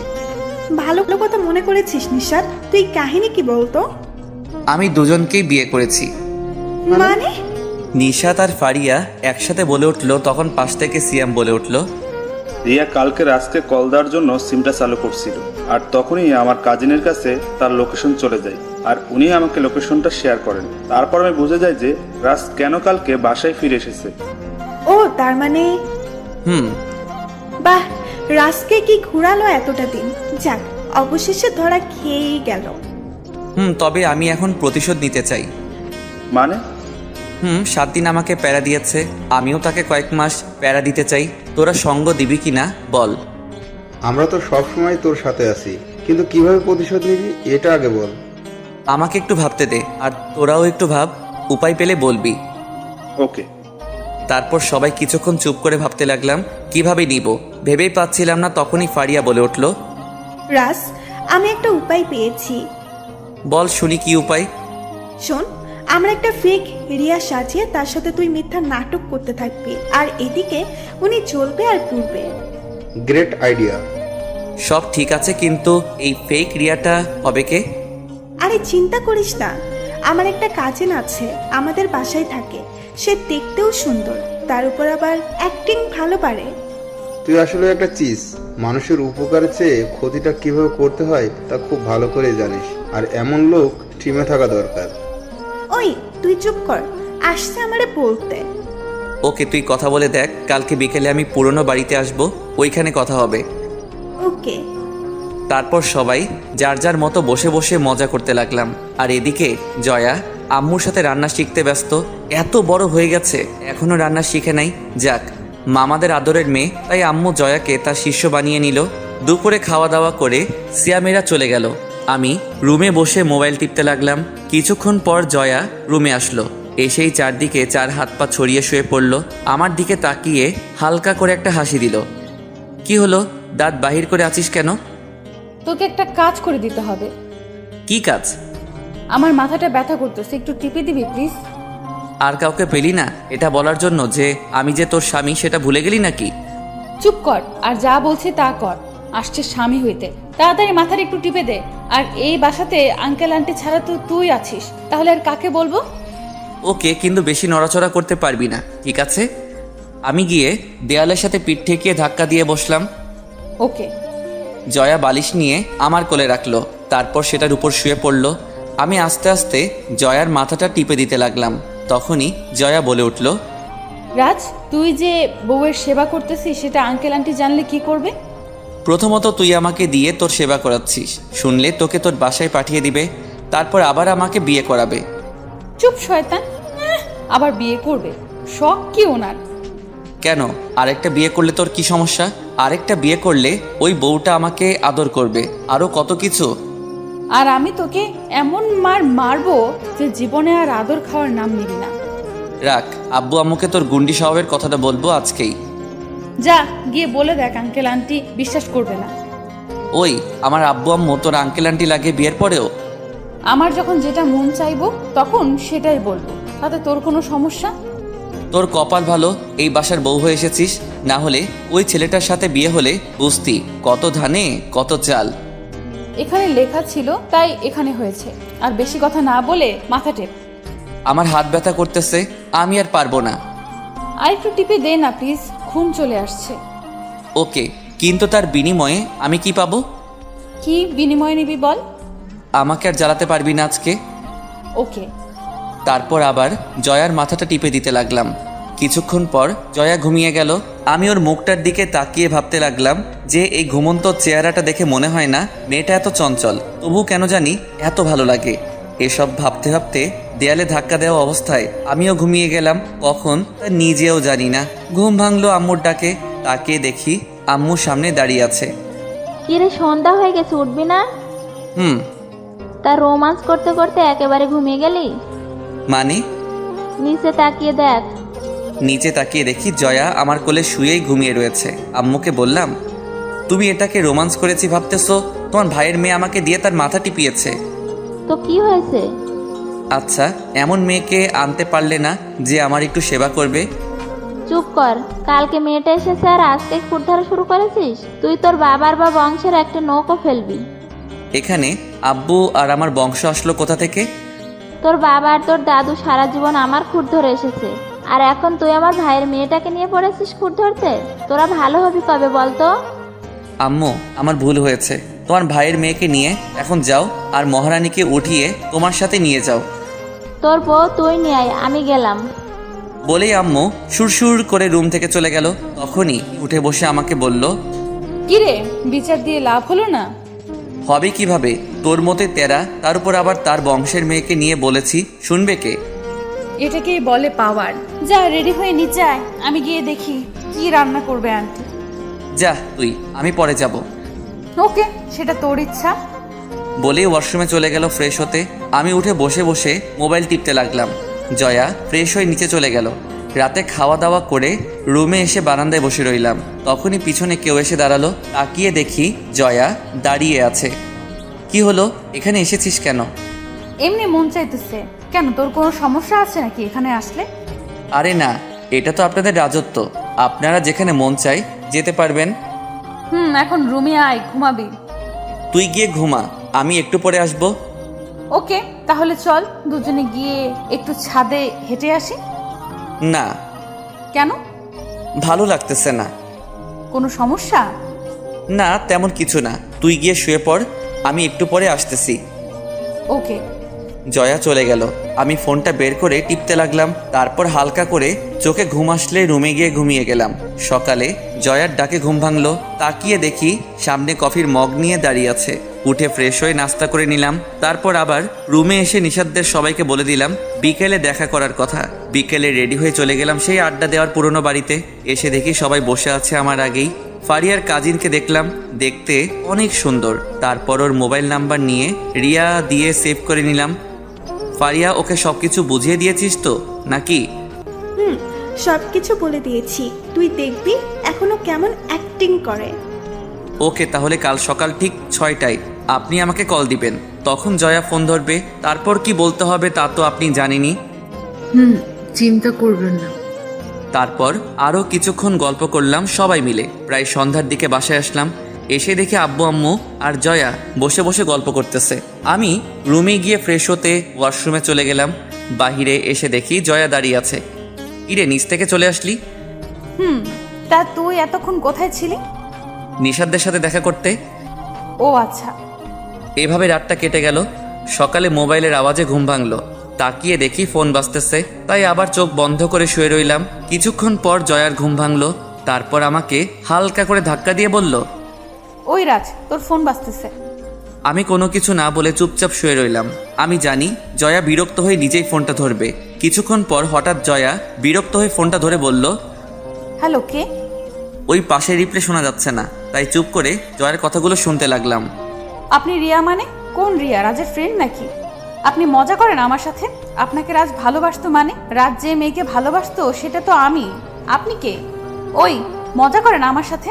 আর রাজকে ফোন দিতে যাব কেন আমি? আপনি আমার সাথে কথা বলেন। ওই, আমি হলাম রাজের স্ত্রী। এবার বলেন কি বলবেন। এবার আমি হালকা নড়ে উঠলাম। তারপর আস্তে আস্তে চোখ খুলে তাকালাম। দেখি জয়ার মুখ রাগে লাল হয়ে আছে। চোখে ঘুমের আর কিছুই জানি না এমন ভান ধরে বললাম, কি হয়েছে? জয়া কে ফোন দিয়েছে? আরে মেয়েটা বলে তার নাম নাকি রিয়া। কি? রিয়া ফোন দিয়েছে? এদিকে দে ফোনটা। বলেই জয়ের হাত থেকে ছো মেরে ফোনটা নিয়ে নিলাম। তারপর জয়াকে শুনিয়ে বলতে বলতে বারান্দায় চলে গেলাম। রিয়া, কেমন আছো তুমি? ভাইয়া, জয়া কি বেশি রেগে আছে? ভালো আছি। তো তোমার এতদিন পরে আমার কথা মনে পড়লো? রাজ ভাইয়া জয়াকে আপনার আশেপাশে? খুব রাগ করেছি তোমার উপর। ও, তা এবার কি করব আমরা? শোনো রিয়া, আমি আজকে তোমার সাথে দেখা করব। তুমি বিকেলে আমার সাথে দেখা করতে পারবে? মানে? শুনো তাহলে, আজকে বিকেলে আমি তোমার সাথে দেখা করতেছি, ঠিক আছে? ওকে, কিন্তু কোথায়? তুমি বড় পুকুরের পাড়ে চলে আসো। ওকে, কিন্তু ফারিয়াকে সাথে নিয়ে আসবো ভাইয়া। অবশ্যই। ওকে, তাহলে রাখি এখন ভাইয়া। ওকে, বাই। তারপর হাসতে হাসতে রুমে ঢুকলাম। তাকিয়ে দেখি জয়া রাগী চোখে তাকিয়ে আছে। তাই জিজ্ঞাসা করলাম, কি হলো, এভাবে তাকিয়ে আছিস কেন? কে ফোন দিয়েছিল? আরে রিয়া ফোন দিয়েছিল। কেন, রিয়া তোকে কেন ফোন দিয়েছে? আর এখন তোকে দিয়ে ওর কাজ কি? আসলে রিয়া আমার সাথে দেখা করতে চাইতেছে, তাই আজ বিকেলে দেখা করতে যাব। কি? তুই এখন তার সাথে দেখা করে কি করবি? আরে যার সাথে এতদিন কথা বললাম তাকে না দেখলে কি হয়? ওই, তুই যার সাথে কথা বলেছিস সেটা ওই রিয়া নয়। মানে? তার মানে তুই দেখা করতে যাবি, তাহলে আমিও তাকে দেখতে যাব। কেন, তুই গিয়ে কি করবি? তোর সেই রিয়াকে দেখব। জয়া দাঁতে দাঁত চেপে কথাটা বলল, তোর দেখা লাগবে না, আমি একাই যাব। কেন, তুই কি ওই মেয়ের সাথে ডেটিং করতে যাবি নাকি যে আমি গেলে তোর সমস্যা? তোর থেকে যদি সুন্দর হয় তাহলে তো ডেটিংয়ে যাবই। জয়া আর কিছু না বলে এবার আরো রেগে লাল হয়ে গেল। আর কিছু না বলে ঠাস করে গালে একটা চড় বসিয়ে দিল। আমি হয়ে গেলাম। তখনই রাগী লুক দিয়ে আমাকে বলে উঠল, তুই শুধুই আমার, আর বিকেলে আমিও তোর সাথে যাব, কথাটা মনে থাকে যেন। বলেই রাগী লুক নিয়ে রুম থেকে বেরিয়ে গেল। আমি হা হয়ে এখনো তাকিয়ে আছি আর মনে মনে ভাবতে লাগলাম, এই জন্যই গুরুজনেরা বলে মেয়েদের বেশি রাগিও না, তাহলে কপালে খারাপ কিছু থাকে। আর আমার বেলায় খারাপটা গালে এসে পড়লো। এসব ভাবতে ভাবতে খাটে গিয়ে শুয়ে গেলাম। ঘুমটা ঠিকভাবে হয়নি, তাই ভাবলাম আরেকটু ঘুমিয়ে পূরণ করে নেই। তারপর আর কি, মনে মনে হাসতে হাসতে হারিয়ে গেলাম ঘুমের অতল গভীরে। ঘুম ভাঙলো গালে কারো নরম হাতের ছোঁয়ায়। চোখ খুলে তাকিয়ে দেখি জয়া পাশে বসে আছে আর চরমারা গালটায় হাত বুলিয়ে দিচ্ছে। আমাকে সজাগ হতে দেখে জয়া হালকা একটু নড়ে বসলো, তারপর নিচ থেকে বলে উঠলো, সরি রাজ, আসলে তখন থেকে কি হয়ে গিয়েছিল তা নিজেও জানি না। বললাম তো সরি, এবার উঠে আয়, নাস্তা করবি। আমার খেতে মন চাইতেছে না, তুই যা এখন। দেখ সরি বললাম তো, আয় এবার, আর হবে না বলছি। আর দোষ তোরও আছে। আমি আবার কি করলাম? তুই এত উল্টাপাল্টা কথা বলিস কেন? তাই তো রাগ উঠে গিয়েছিল। তাই বলে নিজের স্বামীকে চর মারবি? আচ্ছা যা, আর হবে না, এবার তো আয়, নাকি তোকে কোলে করে নিয়ে যাব। থাক, লাগবে না, তুই যা, আমি আসতেছি। ওকে। বলেই জয়া চলে গেল। আমি উঠে ফ্রেশ হয়ে নাস্তা করতে চলে গেলাম। নাস্তা করে এসে রুমে এসে ফারিয়াকে কল দিলাম। রাজ বল। শোন, বিকেলে জয়াও আসবে আমার সাথে, তাই ওই মেয়েটাকে সবকিছু বুঝিয়ে দিস আর তুইও আসিস, তবে দূরে কোথাও থেকে নজর রাখিস। ওকে, কিন্তু জয়া যদি কোনো কিছু জিজ্ঞাসা করে, যেমন কবে থেকে রিলেশন অথবা তুমি যে রিয়া, তার প্রমাণ দেখাও, এরকম কিছু বললে? আরে ওই মেয়েটাকে বলে দিবি যে 1 বছর ধরে রিলেশন ছিল আর প্রমাণ হিসেবে আমাকে জিজ্ঞাসা করতে বলবি। ওকে, তাহলে রাখি, বাই। ফারিয়া শোন শোন। বল, কি বলবি? আচ্ছা, তোর কাজিনের নামটা কি? রিয়া। কেন, তুই জানিস না? জানলে কি তোরে জিজ্ঞাসা করতাম। এখন ফোন রাখ। ওকে, বাই। ফারিয়া ফোনটা কেটে দেয়। আমি গিয়ে বারান্দায় বসে রইলাম। বিকেলে জয়া আর আমি রেডি হয়ে গেলাম সেই পুরোনো বাড়িতে। গিয়ে দেখে ওই মেয়েটা বসে আছে। আমি না চেনার ভান ধরে বললাম, আপনি কি রিয়া? তুমি নিশ্চয়ই রাজ। উনি কে? জয়াকে দেখিয়ে বলল, প্রিয়া। ও হলো আমার ফ্রেন্ড। ও হাই, আমি রিয়া। জি, আমি জয়া। ও আসেন, বসেন। তারপর আমরা 3 জন বসে বসে গল্প করতে লাগলাম। জয়াকে পাত্তা না দিয়ে আমি আর প্রিয়া কথা বলতেছি। তখনই প্রিয়া হঠাৎ বলে উঠল, আচ্ছা, সকালে একটা মেয়ে ফোন ধরে বললো সে নাকি তোমার স্ত্রী। তুমি কি বিয়ে করে ফেলেছো? আরে না, ওইটা হলো আমার কাজিন, এমনিতেই মজা করে বলেছে, তুমি কিছু মনে করো না প্লিজ। ও আরে সমস্যা নেই। আর চোখে জয়ের দিকে তাকিয়ে দেখি মেয়েটা রেগে একদম আগুন হয়ে গেছে, যা বলার মতো না। আমি সেদিকে পাত্তা না দিয়ে আবার প্রিয়ার সাথে কথায় মন দিলাম। হঠাৎ করে এক পর্যায়ে জয়া আমাকে ডাক দিয়ে বলে উঠল, রাজ, আমাকে একটা আইসক্রিম এনে খাওয়া। তুই নিজে গিয়ে নিয়ে আয়, আমি এখন ব্যস্ত আছি। তোকে আনতে বলেছি, তুই যা, আমি এই ফাঁকে একটু রিয়ার সাথে কথা বলে নিই। জয়ার দিকে তাকিয়ে দেখি পরিস্থিতি ভয়াবহ, তাই আর কথা না বলে চলে গেলাম আইসক্রিম আনতে। 5 মিনিট পর আইসক্রিম নিয়ে এসে দেখি জয়া একাই বসে আছে, প্রিয়া নেই। তাই জয়াকে জিজ্ঞেস করলাম, কি রে রিয়া কোথায়? ওর একটা ফোন আসলো, তারপর উঠে চলে গেল। সত্যি বলছিস তো? আমি তোর সাথে মিথ্যা বলতে যাব কেন? আচ্ছা, পরে আমি সব জানতে পারবো। আর চল বাসায় যাই, এমনিতেই দেরি হয়ে যাচ্ছে। কোথায়? এতক্ষণ যে ওই রিয়া মেয়েটার সাথে কথা বললি তখন তো তোর দেরি হচ্ছিল না, আর এখন সে চলে যাওয়াতে এত ছটফট করছিস কেন? আরে না। আচ্ছা, রিয়াকে তোর কেমন লাগলো? জয়া এবার রাগ দেখিয়ে উঠে চলে গেল গাড়ির কাছে। আমি মনে মনে ভাবতে লাগলাম, যাক, আঘাতটা জায়গা মতো লেগেছে, এবার বুঝো কত ধানে কত চাল। আমিও জয়ার পিছন পিছন গাড়িতে গিয়ে বসলাম। কিরে, এইভাবে চলে এলি কেন? বাসায় চল, তারপর তোকে সব বলবো। ওকে। তারপর বাসায় এসে আমি রুমে এসে ফ্রেশ হয়ে নেই। তারপর বসে বসে মোবাইল টিপতেছিলাম। তখনই জয়া সামনে এসে দাঁড়ালো, তাই জিজ্ঞেস করলাম, কিরে কিছু বলবি? এখন বলবো না, করে দেখাবো। মানে? তোর মানের গুষ্টি কিলাই কুত্তা। বলেই গলা চেপে ধরে খাটে শুইয়ে দিয়ে আমার বুকের উপরে উঠে বসলো। তাই জিজ্ঞাসা করলাম, কি হলো, মারতেছিস কেন? আমি তোর কি লাগি? এক হিসেবে কাজিন, আরেক হিসেবে বউ। কেন কাজিন মানে? এখনো কি তোর কাজিন আছে নাকি আমি? না, কিন্তু এসব বলতেছিস কেন? তুই ওই মেয়েটার সামনে আমাকে তোর ফ্রেন্ড বললি কেন? আমি কি তোর ফ্রেন্ড হই? আরে আমার ময়না পাখি, আমি যদি তখন রিয়াকে বলতাম যে তুই আমার বউ, তাহলে কি সে আমার সাথে কথা বলতো? কথা না বললে কি হতো এমন তোর? বলেই জয়া আরো জোরে চাপ দিয়ে ধরলো, তাই শ্বাস ফেলতে কষ্ট হচ্ছিল। তাই জয়াকে বললাম, আরে শ্বাস ফেলতে কষ্ট হচ্ছে, প্লিজ ছাড়। কোনো ছাড়াছাড়ি নাই। আগে বল এসব বাদ দিবি কি না? আর ওই মেয়েটা আসলে রিয়া না? মানে? তুই যে রিয়া নামের মেয়েটার সাথে কথা বলতি, ওইটা আমারই একটা আইডি। ওই মেয়েটা নিশ্চয়ই কোনো মতলব আছে। তোর সহ্য হচ্ছে না, তাই তো এসব বানিয়ে মিথ্যে বলতেছিস।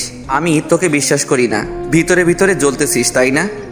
আমাকে বিশ্বাস কর, আমি সত্যিই বলছি। আর মেয়েটার সাথে তোর এমন কি সম্পর্ক যে আমাকে জ্বলতে হবে? রিয়াকে আমি ভালোবাসি, তাই এসব বলতেছিস। তবে এসব বলে লাভ নেই। জয়া আর কিছু না বলে বুক থেকে নেমে গেল। জয়ার মুখের দিকে তাকিয়ে দেখি মুখটা কেমন ফ্যাকাশে হয়ে গেছে। আমি কিছু বলে ওঠার আগেই রুম থেকে বেরিয়ে চলে গেল। রাতে খাওয়া দাওয়া করে রুমে এসে শুয়ে রইলাম, কিন্তু জয়া রুমে আসতেছে না। এক পর্যায়ে নিজের অজান্তেই ঘুমিয়ে গেলাম। ঘুম ভাঙলো হালকা আওয়াজে। ভালো করে খেয়াল করে বুঝলাম কেউ ফুপিয়ে কান্না করতেছে। মোবাইলে সময় দেখি প্রায় 2টা বাজতেছে। এমন সময় কে কান্না করতেছে? পাশে তাকিয়ে দেখি জয়া উল্টো দিকে মুখ করে শুয়ে আছে। আমি আস্তে করে জয়াকে ডাক দিয়ে বললাম, জয়া কি হয়েছে তোর? জয়া কোনো রিপ্লাই না দিয়ে চুপচাপ শুয়ে রইল। আমি কিছুক্ষণ সজাগ থাকার পরে আর কোনো শব্দ হচ্ছিল না, তবে বুঝতে পেরেছিলাম জয়া কান্না করতেছিল। আমাকে জ্বালিয়েছে অনেক, এবার নিজে একটু কেঁদে দেখুক কেমন লাগে। কাল সকালে সব ঠিক হয়ে যাবে। আমি কি বেশি কিছু করতেছি নাকি যা করতেছি তা কি সব ঠিকই হচ্ছে? এসব ভাবতে ভাবতে আবার ঘুমিয়ে গেলাম। সকালে ঘুম ভেঙে তাকিয়ে দেখি জয়া পাশে নেই। আমি উঠে ফ্রেশ হয়ে চলে গেলাম নাস্তা করতে। জয়া সব কিছু সাজাচ্ছে, আমাকে দেখেও না দেখার ভান ধরে রইল। তারপর সবাই নাস্তা শেষ করে ফেললাম। আমি রুমে এসে বসে বসে গল্পের বই পড়তে লাগলাম। জয়া রুমে আসতেছে না। অন্যদিন তো এ সময় রুমে এসে কতক্ষণ ঝগড়া করে যেত। আজকে কি হলো?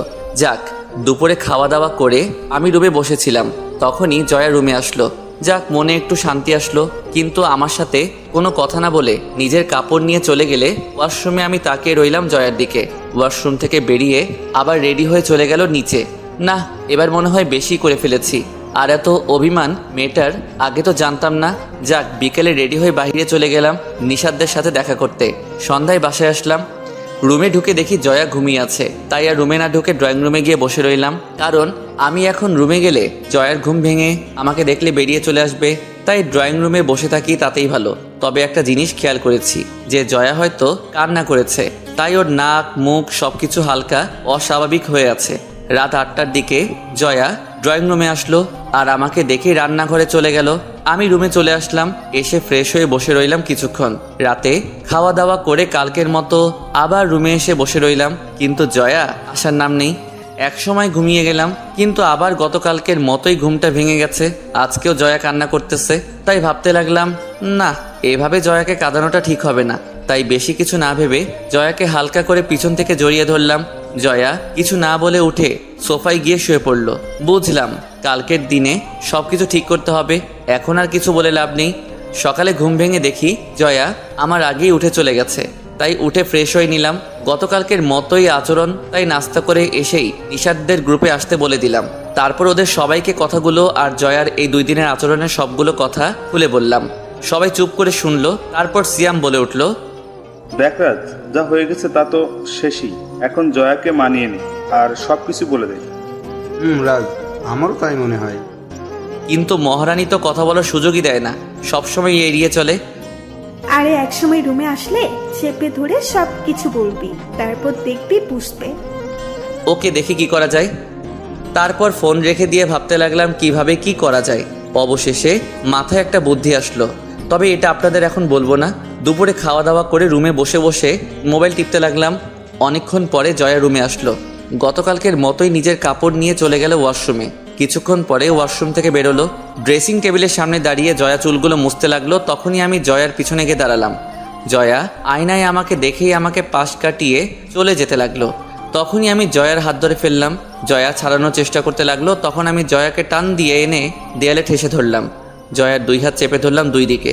জয়া নিজেকে ছাড়ানোর চেষ্টা করতেছে, কিন্তু তাতে লাভ হলো না। তাই জয়াকে বললাম, কি হয়েছে তোর? জয়া কোনো কথা না বলে চুপচাপ নিজেকে ছাড়ানোর চেষ্টা করতেছে। তাই আবার জয়াকে বললাম, কি হলো, কথা বলবি নাকি লিপ কিস করবো, কোনটা? ছাড় আমাকে। না, আগে আমার কথাগুলোর উত্তর দিবি, তারপর ছাড়বো। আমি কোনো কিছুর উত্তর দিতে পারবো না। আচ্ছা তাহলে এটা বল, 2-3 দিন ধরে আমার সাথে এমনটা করতেছিস কেন? আমি কি করলাম আবার? আমি কি তোকে মেরেছি, কোনো কিছুর জন্য প্রেশার দিয়েছি? তাহলে তার থেকেও বড় কিছু করেছিস, আমাকে অ্যাভয়েড করতেছিস তুই। আমি জানতে চাই। আমার মন চাইতেছে তাই। আর আমার কাছে কি তোর? যা গিয়ে তোর সেই রিয়ার কাছে সময় কাটা। আমার খোঁজ তোকে নিতে বলেছি আমি? চুপ, থাপ্পড় মাইরা দাঁত ফেলাই দিমো। কেন রিয়ার সাথে ঘুরলে তোর কষ্ট লাগে? তাহলে ওই এক সপ্তাহ যে আমাকে কষ্ট দিয়ে নিজে মজা নিয়েছিলি, তখন কেমন লেগেছিল আমার? এবার বুঝেছিস? বুঝতে হবে না আমার, তুই যা তোর রিয়ার কাছে। আমি তো রিয়ার কাছেই আছি। তুই মিথ্যা বলতেছিস আমার সাথে। ওই মেয়েটাকে তুই নিশ্চয়ই ভালোবাসিস। বুঝেছি, ওর মুখ বন্ধ করতে হবে, তাই বেশি কিছু না ভেবে ওর ঠোঁটে আমার ঠোঁটগুলো বসিয়ে দিলাম। সপ্তম আকাশ থেকে পড়লো। চোখগুলো বড় বড় করে আমার দিকে তাকিয়ে রইল। মিনিট 2 পর জয়াকে ছেড়ে দিয়ে রুম থেকে বেরিয়ে গেলাম। যাওয়ার সময় তাকিয়ে দেখি জয়া তখনও ওইভাবেই দাঁড়িয়ে। ভাবলাম নিশাদদের সাথে দেখা করে আসি, তখনই আম্মু ডাক দিল আমাকে। আম্মু কিছু বলবে? এদিকে আয়। আমি গিয়ে সোফায় বসলাম। তখন জয়াও এখানে এসে হাজির হলো। তারপর আম্মু বলল, তোর আব্বু কালকে সপ্তাহখানেকের জন্য দেশের বাইরে চলে যাবে, আর আমিও এই সুযোগে তোর বড় আন্টির বাসা থেকে ঘুরে আসব। তাহলে তোমার সাথে জয়াকেও নিয়ে যাও, জয়াও কিছুদিন ঘুরে আসবে।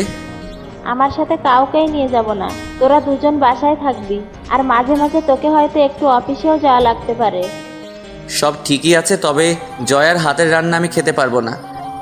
এটা তোদের ব্যাপার, তুই কোথায় যাচ্ছিলি যা। আম্মু তুমি কিন্তু এটা অন্যায় করতেছো আমার সাথে। জয়া, তুই পারবি না ওকে সামলে রাখতে? আমি আর কিছু না বলে চলে গেলাম নিশাদদের সাথে দেখা করতে। গিয়ে দেখি ওরা আগে এসে বসে আছে। আমাকে দেখে ফারিয়া বলে উঠল, পৃথিবীতে আছে একটা ছেলে যে কিনা বিয়ের পরেও পিওর ভার্জিন। তা অবশ্য ঠিকই, কপাল ভালো হলে যা হয় আর কি। তা জয়ার রাগ কি কমেছে নাকি এখনো সে আগের মতোই আছে? রাগ ভেঙেছে মহারানীর, তবে সমস্যা তো অন্য জায়গায়। আবার কি হলো? আরে আব্বু কাল দেশের বাইরে চলে যাবে, আর আম্মু চলে যাবে বড় আন্টির বাসায়। আর এই কয়েকদিন নাকি জয়ার হাতে রান্না খেতে হবে। তো সমস্যা কোথায়? আরে জয়া রান্না করতে পারে না, আর এই কয়েকদিনে যা শিখেছে তা খেলে শিওর মারা যাবো ডায়রিয়া হয়ে। আরে না, দেখিস ভালোই হবে। তাই যেন হয়। না হলে সমস্যা কি? তুই তো নিজেই রান্না করতে পারিস। জয়ের হাতে রান্না খেতে না পারলে নিজে বানিয়ে খাবি। দেখি কি হয়। তারপর ওদের সাথে আরো কিছুক্ষণ গল্প করে সন্ধ্যায় বাসায় চলে আসলাম। রুমে গিয়ে ফ্রেশ হয়ে নিলাম। খাটে বসে বসে ফোন টিপতেছিলাম, তখন জয়া রুমে আসলো। এসে সোজা আমার সামনে এসে দাঁড়ালো। কি হলো, কিছু বলবি? না, তবে এখন তোকে মারবো। কেন, আমি আবার কি করেছি? দুপুরে তুই 2টা ভুল করেছিস, তাই কোনোটার শাস্তি আগে নিবি সেটা বল। আগে দোষগুলো শুনে নেই, তারপর ঠিক করব। প্রথমত তুই আমাকে কিস করেছিস, তারপর আবার আন্টির সামনে আমাকে পচিয়েছিস। প্রথমটাতে আমার কোনো দোষ নেই, আর আম্মুর সামনে আমি সব সত্যি কথা বলেছি। মানলাম আমার রান্নার হাতটা একটু খারাপ, তাহলে কিস করলি কেন? তুই অতিরিক্ত বকবক করিস, তাই চুপ করিয়ে দিয়েছিলাম তখন। জয়া কতক্ষণ রাগি চোখে তাকিয়ে থেকে চলে গেল। আমি আবার মোবাইল টিপায় মন দিলাম। রাতে খাওয়া দাওয়া করে ঘুমিয়ে গেলাম আমি নিজের মতো করে। তবে ঘুমটা আর বেশিক্ষণ টিকতে পারি নাই। ভারী কিছুর চাপে ঘুমটা ভেঙে গেল। তাকিয়ে দেখি জয়া আমার পেটে মাথা দিয়ে শুয়ে আছে। মনে মনে হালকা হাসলাম যে মেয়েটা ঘুমটাও ঠিক শিখে নাই। জয়াকে ওর সিটে শুয়ে দিয়ে আবার একটু ঘুমানোর ট্রাই করতে লাগলাম। তখন জয়া আবার এসে আমাকে জড়িয়ে ধরলো। এবার আর কিছু না বলে মাথায় হাত বুলিয়ে দিতে লাগলাম। তারপর ওর দিকে কিছুক্ষণ তাকিয়ে রইলাম। হঠাৎ করে চোখটা লেগে যায়। সকালে ঘুম ভেঙে যায় তাড়াতাড়ি। জয়া এখনো ঘুমাচ্ছে, তাই আমি আর জয়াকে না ডেকে নিচে গেলাম। গিয়ে দেখি আব্বু নাস্তা করতেছে। কিছুক্ষণের মাঝেই বেরিয়ে যাবে, তখনই আম্মু বলে উঠলো, কিরে এত তাড়াতাড়ি উঠে গেলি? না, এমনি ভালো লাগছিল না তাই। জয়া কি উঠেছে? তোমার ভাইয়ে জি নবাবের মেয়ে এত তাড়াতাড়ি উঠবে? চুপ, সবসময় আমার সহজ সরল ভাইজিটার পিছনে লেগে থাকিস। ওঠা লাগবে না, জয়াও আরো কিছুক্ষণ ঘুমাক। তোমাদের বংশের সবাই তুলসী পাতা, আর যত খারাপ আমরা বাবা ছেলেই। এই তো বুঝেছিস। নাস্তা শেষ করার পর আব্বু চলে গেল, আর আমি কফি নিয়ে রুমে গেলাম। গিয়ে দেখি এখনো ঘুমাচ্ছেন মহারানী, তাই আর ডাক দিলাম না। বিকেলে আম্মু চলে গেল বাসা থেকে, আর যাওয়ার আগে বাচ্চাদের মতো করে আমাকে বুঝিয়ে দিয়ে গেল জয়াকে যেন এই কয়েকদিন কষ্ট না দেই। এখন আম্মুকে কে বোঝাবে যে এই কথাগুলো জয়াকে বলা দরকার। রাতে খাওয়া দাওয়া করে একটু তাড়াতাড়ি ঘুমিয়ে গেলাম। সকালে জয়ার ডাকে ঘুম ভাঙলো। কিরে নাস্তা করবি না? তুই যা, আমি আসতেছি। ফ্রেশ হয়ে চলে গেলাম নাস্তা করতে। গিয়ে টেবিলে বসতে জয়া এনে রুটি সামনে দিল। রুটি দেখে আমি পুরাই হা হয়ে গেলাম। রুটি 3 ভাগের 2 ভাগ পুরা, আর বাকি 1 ভাগ কাঁচা। জয়ার মুখের দিকে তাকিয়ে দেখি জয়াও চিন্তায় আছে। এগুলো খাবো কিভাবে? তাই জিজ্ঞেস করলাম, জয়া তুই খেয়ে নিয়েছিস? না, খাবো একটু পরে। ভালো করেছিস, না হলে এগুলো খেলে আমি শিওর দুজন ডায়রিয়া হয়ে মারা যাব। অনেক খারাপ হয়ে গেছে তাই না? চিন্তা করিস না, আমি অনলাইনে খাবার অর্ডার করে দিয়েছি, কিছুক্ষণের মাঝে চলে আসবে। ওকে। আচ্ছা, তুই ওই বাড়িতে কি করলি এত বছর যে রান্নাটাও শিখলি না? ওইখানে কি শিখবো আর কি শিখবো না তা কি তোকে বলতে হবে? বেশি বকবক করলে দুপুরে বাসার খাবার খাওয়াবো বলে দিলাম। তুই যা রান্না করবি তাই খেতে পারবো না, আর অযথা খাবার নষ্ট হবে। তার চেয়ে ভালো আমি রান্না করব, তুই শুধু বসে বসে খাবি। তুই রান্না করতে পারিস? তো তোর মতো অকাজের লোক নাকি আমি? তাহলে আমি আর রান্না শিখে কি লাভ? তুই যেহেতু রান্না করতেই পারিস। চুপ কর, আসছে আমার হাতের খাবার সারা জীবন খেতে। বিপদে পড়ে করতেছি, আম্মু আসলে সবকিছু শিখে নিবি। ওকে, এখন নাস্তা আসলে রুমে নিয়ে আসিস। বলেই জয়া রুমে চলে গেল। আমি বসে বসে মোবাইল টিপতে লাগলাম। দুপুরে রান্না করতেছিলাম, তখনই জয়া আসলো রান্নাঘরে আর বলল, কয়জনের কপালে এমন স্বামী পড়ে বলতো? মানে? কয়জন মেয়ে এমন স্বামী পায় যে তার স্বামী তাকে রান্না করে খাওয়াবে? পাম দিতে এসেছিস? না, নিজের চাঁদ কপালের কথাটা বলতে আসলাম। ঠিক আছে, এবার যান এখান থেকে, এত বকবক করতে বলি নাই আমি। তোকে হেল্প করব? করলে পারিস, তাতে তুই কিছু শিখতে পারবি। কি হেল্প লাগবে বল? তুই সবজি কাটতে পারিস? সবজি কাটা তো আমার বাম হাতের খেলা। ও, তাহলে টমেটোগুলো একটু কেটে দে। জয়া টমেটোগুলো কাটতে লাগলো আর আমার দিকে তাকিয়ে মুচকি হাসতে লাগলো। তাই বললাম, ওই সাবধানে কাট, না হলে ছুরি হাতে লেগে যাবে। জয়া একটু ভাব নেওয়ার জন্য ছুরিটা ডান হাত থেকে বাম হাতে নিয়ে টমেটোগুলো কাটতে লাগলো। আমি নিজের কাজে মন দিলাম। হঠাৎ জয়া ও করে আওয়াজ করে উঠলো। তাকে দেখি জয়া আঙুল চাপ দিয়ে ধরে আছে আর পাশ দিয়ে রক্ত বের হয়ে পড়তেছে। সাথে সাথে রুমে নিয়ে ব্যান্ডেজ করে দিলাম। রাগও হলো একটু, তারপর আমি আর কিছু না বলে রুমে শুইয়ে দিয়ে রান্নাঘরে চলে আসলাম। রান্না শেষ করে গিয়ে দেখি শুয়ে আছে। আমাকে দেখে উঠে বসলো। তাই বললাম জয়াকে, যা পারিস না তা নিয়ে ঘাটাঘাটি না করলে কি তোর পেট ভরে না? আর একটু হলে কি হতো দেখেছিস? জয়া কিছু না বলে চুপচাপ বসে রইল। যা ফ্রেশ হয়ে নে, খেতে হবে। জয়া কিছু বলল না, আঙুলে পলিথিন পেঁচিয়ে ওয়াশরুমে চলে গেল। খাওয়ার টেবিলে বসে দেখি জয়া হাত দিয়ে খেতে পারবে না, কারণ কেটেছে তাও ডান হাতটা। রাগটা আরও বেড়ে গেল। দেখলি পাকনামি করতে গিয়ে এখন নিজের হাতে খেতেও পারবি না। জয়া চুপ করে বসে রইল। তাই কোনো উপায় না দেখে নিজেই খাইয়ে দেবো বলে ঠিক করলাম। খাবারটা ওর মুখের কাছে তুলে ধরতেই জয়া আমার দিকে তাকালো। বুঝলাম জয়া কিছু একটা ভাবছে, তাই বললাম, তাকিয়ে থাকবি নাকি খাবিও, কোনটা? জয়া আর কিছু না বলে চুপচাপ খেতে লাগলো। জয়াকে খাইয়ে দিয়ে আমি নিজে খেয়ে নিলাম। তারপর আমি গিয়ে রুমে শুয়ে রইলাম। জয়া এসে আমার পাশে শুয়ে পড়ল। হঠাৎ জয়া বলে উঠল, আন্টির বাসায় না থাকলে অথবা হাতটা না কাটলে তো বুঝতামই না যে আমার স্বামীটা এত কেয়ারিং। পাটাও কেটে নে, তারপর সব জায়গায় না হয় কোলে করে আনা নেওয়া করে দিব। আইডিয়াটা খারাপ না, তবে অন্য কোনো একদিন। থাপ্পড় মাইরা দাঁত ফালাইয়া দিব। আমি মাঝে মাঝে ভাবি যে তোর অন্য কোথাও বিয়ে হলে কি হতো। তোকে এত ভাবতে কে বলেছে? আর এমন একটা কেয়ারিং ছেলে থাকতে খোদা আমার জুটি অন্য কারোর সাথে বাঁধবে, তা হতেই পারে না। বেঁচে গেলি আর কি। যা ভাবিস ভাবতে পারিস, তবে আমাকে ছাড়া অন্য কোনো মেয়ের দিকে নজর দিলে তোর খবর আছে। ঠিক আছে, তবে ফারিয়ার কাজিনটাও কিন্তু কম সুন্দর না, কি বলিস? তারপর হঠাৎ জয়া আস্তে করে একটা চড় দিল, তারপর জড়িয়ে ধরলো। আমি অবাক হয়ে গেলাম জয়ার এমন আচরণে, কারণ সে নিজেই বলেছিল স্বামীর অধিকার যেন না দেখাই, আর সেই এখন। তাই জয়াকে বললাম, ওই তুই কি করতেছিস? চুপচাপ শুয়ে থাক।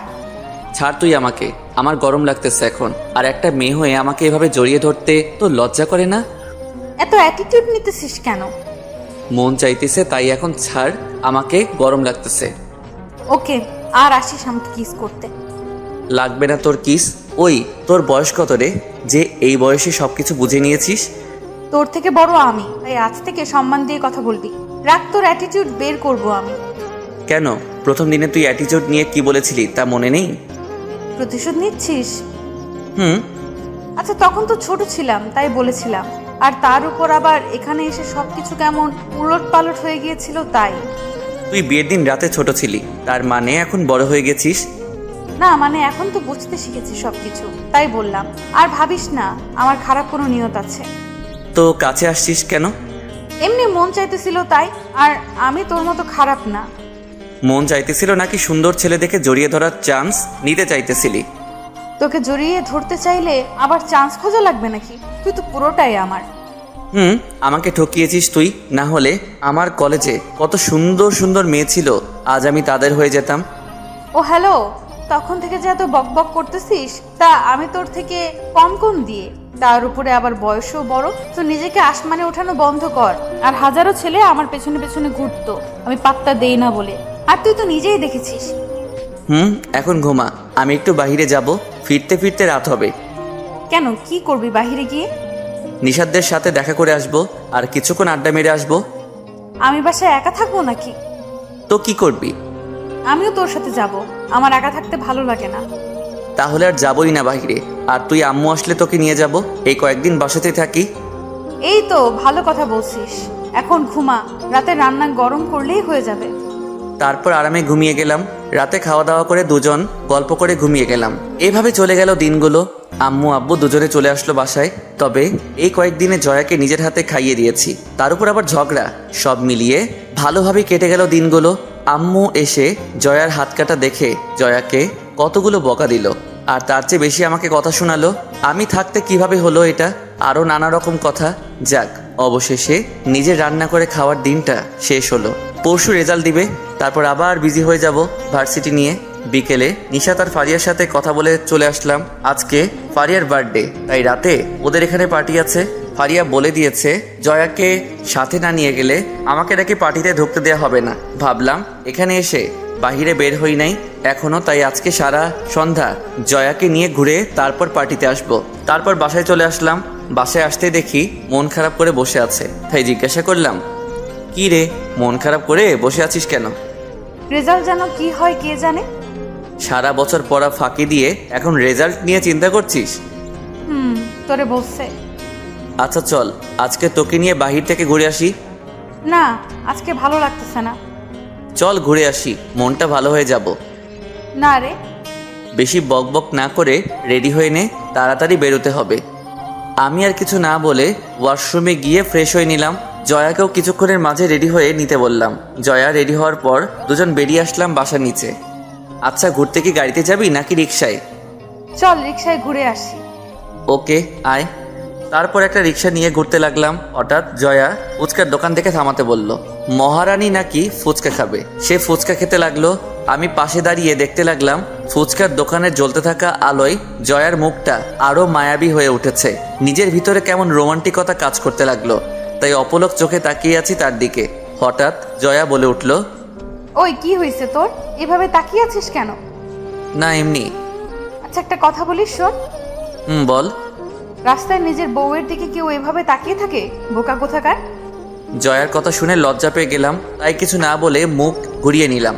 তারপর জয়াকে নিয়ে একটা পার্কে গেলাম, সেখানে কিছুক্ষণ বসে রইলাম। তারপর জয়াকে বললাম, চল আজকে এক জায়গা থেকে ঘুরে আসি। কোথায় যাবি? গেলেই দেখতে পাবি। তারপর জয়াকে নিয়ে সোজা পার্টিতে যাওয়ার জন্য ফারিয়াদের বাসার সামনে এসে নামলাম। তখনই জয়া বলে উঠল, কিরে, এখানে নিয়ে আসলি কেন? ভিতরে গেলেই দেখতে পাবি। তোর নিয়ত খারাপ নেই তো?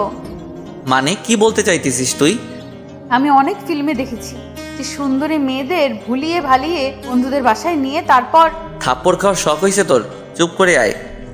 এমন কিছু করার চেষ্টা করলে আমি আন্টিকে সব বলে দেব। আচ্ছা, আয়, কি করব সেটা পরে দেখব। তারপর জয়াকে নিয়ে বাসার ভেতরে যেতে লাগলাম। তখনই হঠাৎ প্রিয়া সামনে পড়লো, তাই বললাম, হাই, কি অবস্থা? ভালো। হাই জয়া আপু। হাই। আপনার ভেতরে আসেন। ভিতরে যেতে লাগলাম আর জয়ার দিকে তাকিয়ে দেখি জয়া কিছুটা অবাক আর মুখে চিন্তার ছাপ নিয়ে আসতেছে। ভিতরে গিয়ে দেখি আরো বেশ কিছু মেহমান এসেছে, তাই প্রিয়া আমাদের একটা জায়গায় দাঁড় করিয়ে বলল, আপনার এখানে দাঁড়ান, আমি আপুকে কি বলছি। ওকে। প্রিয়া চলে যেতেই জয়া বলে উঠল, কি রে, এই মেয়েটা এখানে কি করতেছে? আর তুই আমাকে কোথায় নিয়ে এসেছিস? আমার এক্স গার্লফ্রেন্ডের আজকে জন্মদিন, তাই ভাবলাম তোকে নিয়ে যাই। কই, তুই তো কোনো সময় বলিস নাই আমাকে। এটা বলার কি আছে, আর এসব নিয়ে এত মাথা ঘামাচ্ছিস কেন? আমি ছাড়া তোর আর কয়টা গার্লফ্রেন্ড আছে বলতো? মানুষ কি গণনা করে প্রেম করে নাকি?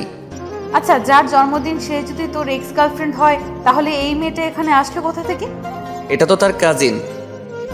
তার মানে তুই যে এত খারাপ তা আমি জানতাম না। আগে না জেনেই তো ভুল করেছিস। রাখ, আজকে আন্টিকে গিয়ে যদি আমি সব বলে ওকে বাসা থেকে না বের করেছি তাহলে আমার নামও জয়া না। ওকে দেখব কি করতে পারিস। জয়া আর কিছু না বলে চুপচাপ মন খারাপ করে বসে রইল। জয়ার এমন ফেস দেখে আমার হাসিতে ভিতরটা ফেটে যাচ্ছে। তখনই প্রিয়া এসে বলল, আপনাদের উপর আপু রেগে আছে, এত দেরি করে আসে। আর আপু বলেছে তার রুমে যেতে, বাকি দুইজনও ওইখানে আছে। ওকে। প্রিয়া চলে গেল। জয়া এখনো আগের মতোই মন খারাপ করে বসে আছে। তাই জয়াকে বললাম, জয়া আয় দেখা করে আসি। তুই যা, আমি যাব না, আমি এখানেই ঠিক আছি। ওকে, কিন্তু কেউ যদি ড্রিঙ্ক করে এসে তোকে তুলে নিয়ে যায় তখন আবার আমার দোষ দিবি না। বলেই যখন চলে আসতে যাব তখনই জয়াও আমার পিছন পিছন আসতে লাগলো। তাই বললাম, কি হলো, আমার পিছন পিছন আসতে লাগলি কেন? আমিও দেখব তোর সেই বিশ্ব সুন্দরী এক্স গার্লফ্রেন্ডকে। ওকে আয়। তারপর জয়াকে নিয়ে ফারিয়ার রুমে গিয়ে ঢুকলাম। ফারিয়ার রুমে সিয়াম আর নিশাতো বসে আছে। তারপর ফারিয়াকে উইশ করলাম। জয়ার দিকে তাকিয়ে দেখি আমার দিকে রাগী লোক নিয়ে তাকিয়ে আছে। আমি ইশারায় জিজ্ঞেস করলাম কি হয়েছে। জয়া কিছু না বলে নিজের নখ দিয়ে জোরে আমাকে একটা চিমটি কাটলো। ব্যথায় আমি কুকিয়ে উঠলাম। তখনই ফারিয়া বলে উঠল, কিরে কি হয়েছে রাস, এমন করলি কেন? একটা মশা কামড় দিয়েছে। ও তাই নাকি? তার সাইজ কত বড় হবে? মশাটা দেখতে একেবারে তোর সমান তো হবেই। তোরে বলছে। রাজ তুই চুপ কর আর জয়াকে জ্বালাস না। এখন শোন, বিয়ার খাবি কেউ? এখন না, পার্টি শেষে। ওকে। তারপর পার্টি শুরু হয়ে গেল। সবকিছু শেষ করতে করতে রাত প্রায় 3টা বেজে যায়। তারপর জয়াকে নিয়ে বাসায় চলে আসি। রাস্তায় জয়া একটা কথাও বলেনি, শুধু চুপ করে বসেছিল। বাসায় এসে ফ্রেশ হয়ে বসতে দেখি জয়া এসে আমার সামনে দাঁড়িয়েছে। তাই জিজ্ঞাসা করলাম, কিছু বলবি? ফারিয়াদের বাসায় ওই মেয়েটা কেন গিয়েছিল? ফারিয়ার কাজিন প্রিয়া। ও, তার মানে তুই আমার সাথে নাটক করেছিলি এতদিন, তাও আবার এমন একটা বিষয় নিয়ে। তুই নিজেও তো করেছিস এতদিন, আর আমি একটু করলেই দোষ? কার দোষ এটা দেখে লাভ নেই। আজ থেকে তুই আর আমার সাথে কথা বলবি না। ওকে। জয়াও আর কিছু না বলে লাইট অফ করে পাশে শুয়ে পড়লো। আমি মনে মনে হাসতে লাগলাম জয়ার কথা শুনে। মেয়েটা অল্পতেই রেগে যায়, আর রাগলে যে জয়াকে অনেক কিউট লাগে তা সে নিজেই জানে না। তখনই হঠাৎ করে মনে পড়ে গেল জয়া রাগলে যে 2-3 দিন কথা বলে না, সেই কথাটা। যেই করে হোক এখনই ওর রাগ ভাঙাতে হবে, না হলে সকাল থেকে আর দেখাই পাবো না। তাই কোনো কিছু না বলে আস্তে করে পিছন থেকে জয়াকে জড়িয়ে ধরলাম। জয়া ছুটার চেষ্টা করতে লাগলো, আমিও ছাড়ার পাত্র না। অনেকক্ষণ চেষ্টা করার পর না পেরে অবশেষে বলে উঠল, ছাড় আমাকে। তুই কথা বলতে না করে এখন নিজেই আগে কথা বললি। তোকে ছাড়তে বলছি, ছাড়। ছাড়বো না, আর আমি তো আমার বউকে জড়িয়ে ধরেছি। তো তুই মানুষ ভালো না, তোর সাথে কথা নাই আমার, তুই শুধু আমাকে কষ্ট দিস। আচ্ছা বাদ দে ওইসব, এখন রাগ বাদ দিয়ে ঘুমিয়ে যা। না, তুই আমাকে ছাড়। না, ছাড়বো না। তবে খেয়াল করলাম জয়া এখন আর নিজেকে ছাড়ানোর চেষ্টা করতেছে না। আস্তে আস্তে নিজেকে গুটিয়ে আমার সাথে জড়িয়ে যাচ্ছে। মুখে মুখে বলতেছে ছেড়ে দিতে, আর মনে মনে অন্য কিছু। আমিও কম কিসে। এসব ভাবতে ভাবতে জয়া আবার বলল, ছাড় আমাকে। ওকে, যেমনটা তোর ইচ্ছা। বলে জয়াকে ছেড়ে দিলাম আর ভাবতে লাগলাম এখনই হয়তো গালে থাপ্পড় অথবা বুকে কিল পড়া শুরু হবে। ভাবতে না ভাবতেই বুকে কিল পড়া শুরু হয়ে গেল।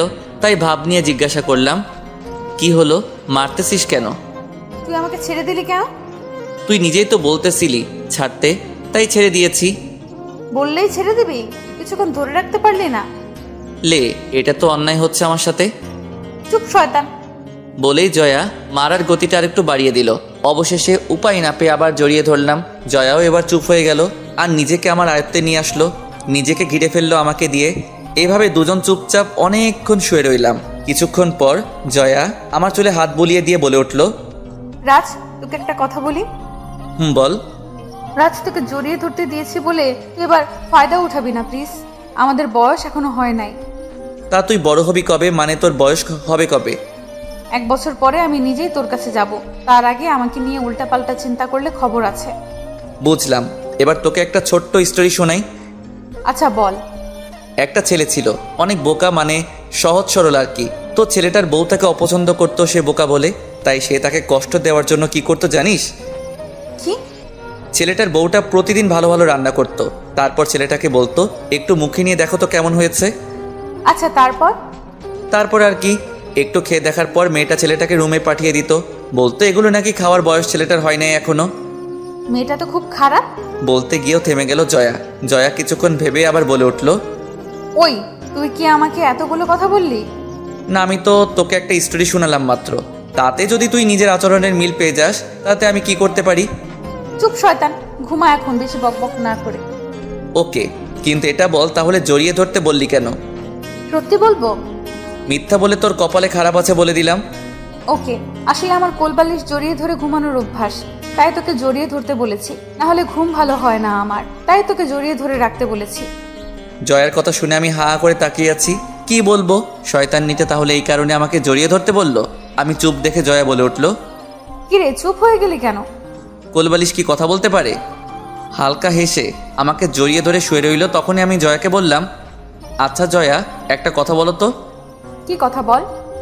আচ্ছা, ওই যে ছেলেটা তোর আর আমার নামে গ্রামে ওই কথাটা ছড়িয়েছিল, ওই ছেলেটা তো জানতো না তোকে দেখতে লোকজন আসতেছে, তাহলে সে জানলো কিভাবে? আমি বলেছিলাম তাকে। ও, তার মানে তোর কথাই ওই ছেলেটা এসব কথা ছড়িয়েছিল? কারণ ওরা যখন বলেছে আগামী 1 সপ্তাহে আবার এসে এঙ্গেজমেন্ট করে যাবে, তখনই মাথায় প্ল্যান আসে আর ফয়সালকে ফোন দিয়ে বলি হেল্প করতে, আর ফয়সালও রাজি হয়ে যায়। জয়ার কথা শুনে আমি থ হয়ে ভাবতে থাকি, মেয়েটার মাথায় যে এত বুদ্ধি তা কেউ দেখলে বলতেই পারবে না। আমাকে চুপ দেখে জয়া বলে উঠল, কিরে চুপ করে গেলি কেন? কিছু না, ঘুমা তুই, আমার ঘুম পেয়ে গেছে। জয়াও আর কিছু না বলে চুপচাপ শুয়ে রইল, আর আমিও কথাগুলো ভাবতে ভাবতে ঘুমিয়ে গেলাম। 2 দিন পর আমাদের রেজাল্ট বাহির হয়। সিয়াম, নিশাত, ফারিয়া সহ সবাই রেজাল্ট ভালো করলাম, আর আমাদের সবার থেকে ভালো রেজাল্ট হলো জয়ার। 2 দিন পর রাতে সবাইকে আমাদের বাসায় আসতে বলে দিলাম। সন্ধ্যায় সবাই বাসায় চলে আসলো। সবাই খাওয়া দাওয়া করবো একসাথে।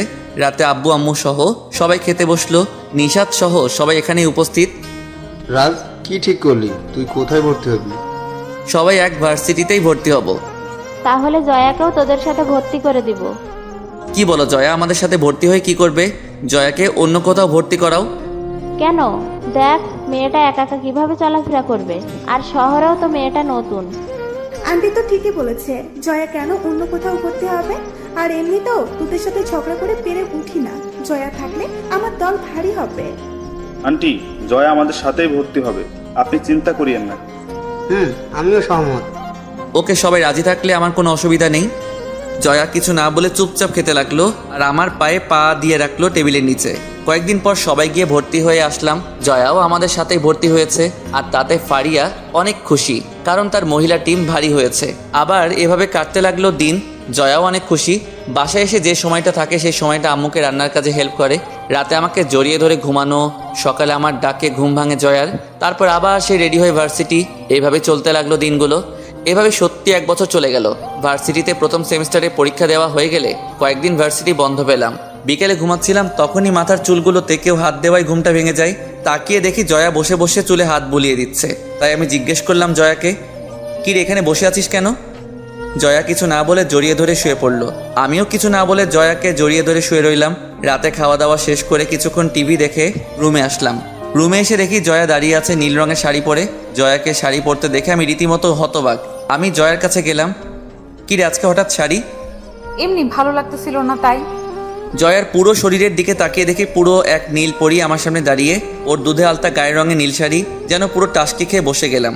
তখন জয়া বলে উঠল, কি রে এইভাবে বসে গেলি কেন? দেখ প্লিজ, শাড়িটা পাল্টে আয় তুই। কেন? না হলে কি করতে কি করে ফেলি তার নিজেও বলতে পারি না। কি করবি শুনি? বলেই জয়া আমার সামনে এসে দাঁড়ালো। আমি ওর নাভির দিকে তাকিয়ে রইলাম। আমি কি ভেবে যেন নজরটা নামিয়ে নিলাম। তখন জয়া বলে উঠল, কিরে তুই নজর নামিয়ে ফেললি কেন? যেখান থেকে নজর নামিয়েছিলি সেখানে তাকা বলছি। এবার আরো অবাক হয়ে জয়ার দিকে তাকালাম। জয়া মুচকি হাসলো। আমি জয়ার কোমর জড়িয়ে ধরলাম। জয়ার পেটে একটা কিস করতেই জয়া কেঁপে উঠল। তারপর জয়া আমার কোলে বসে গেল।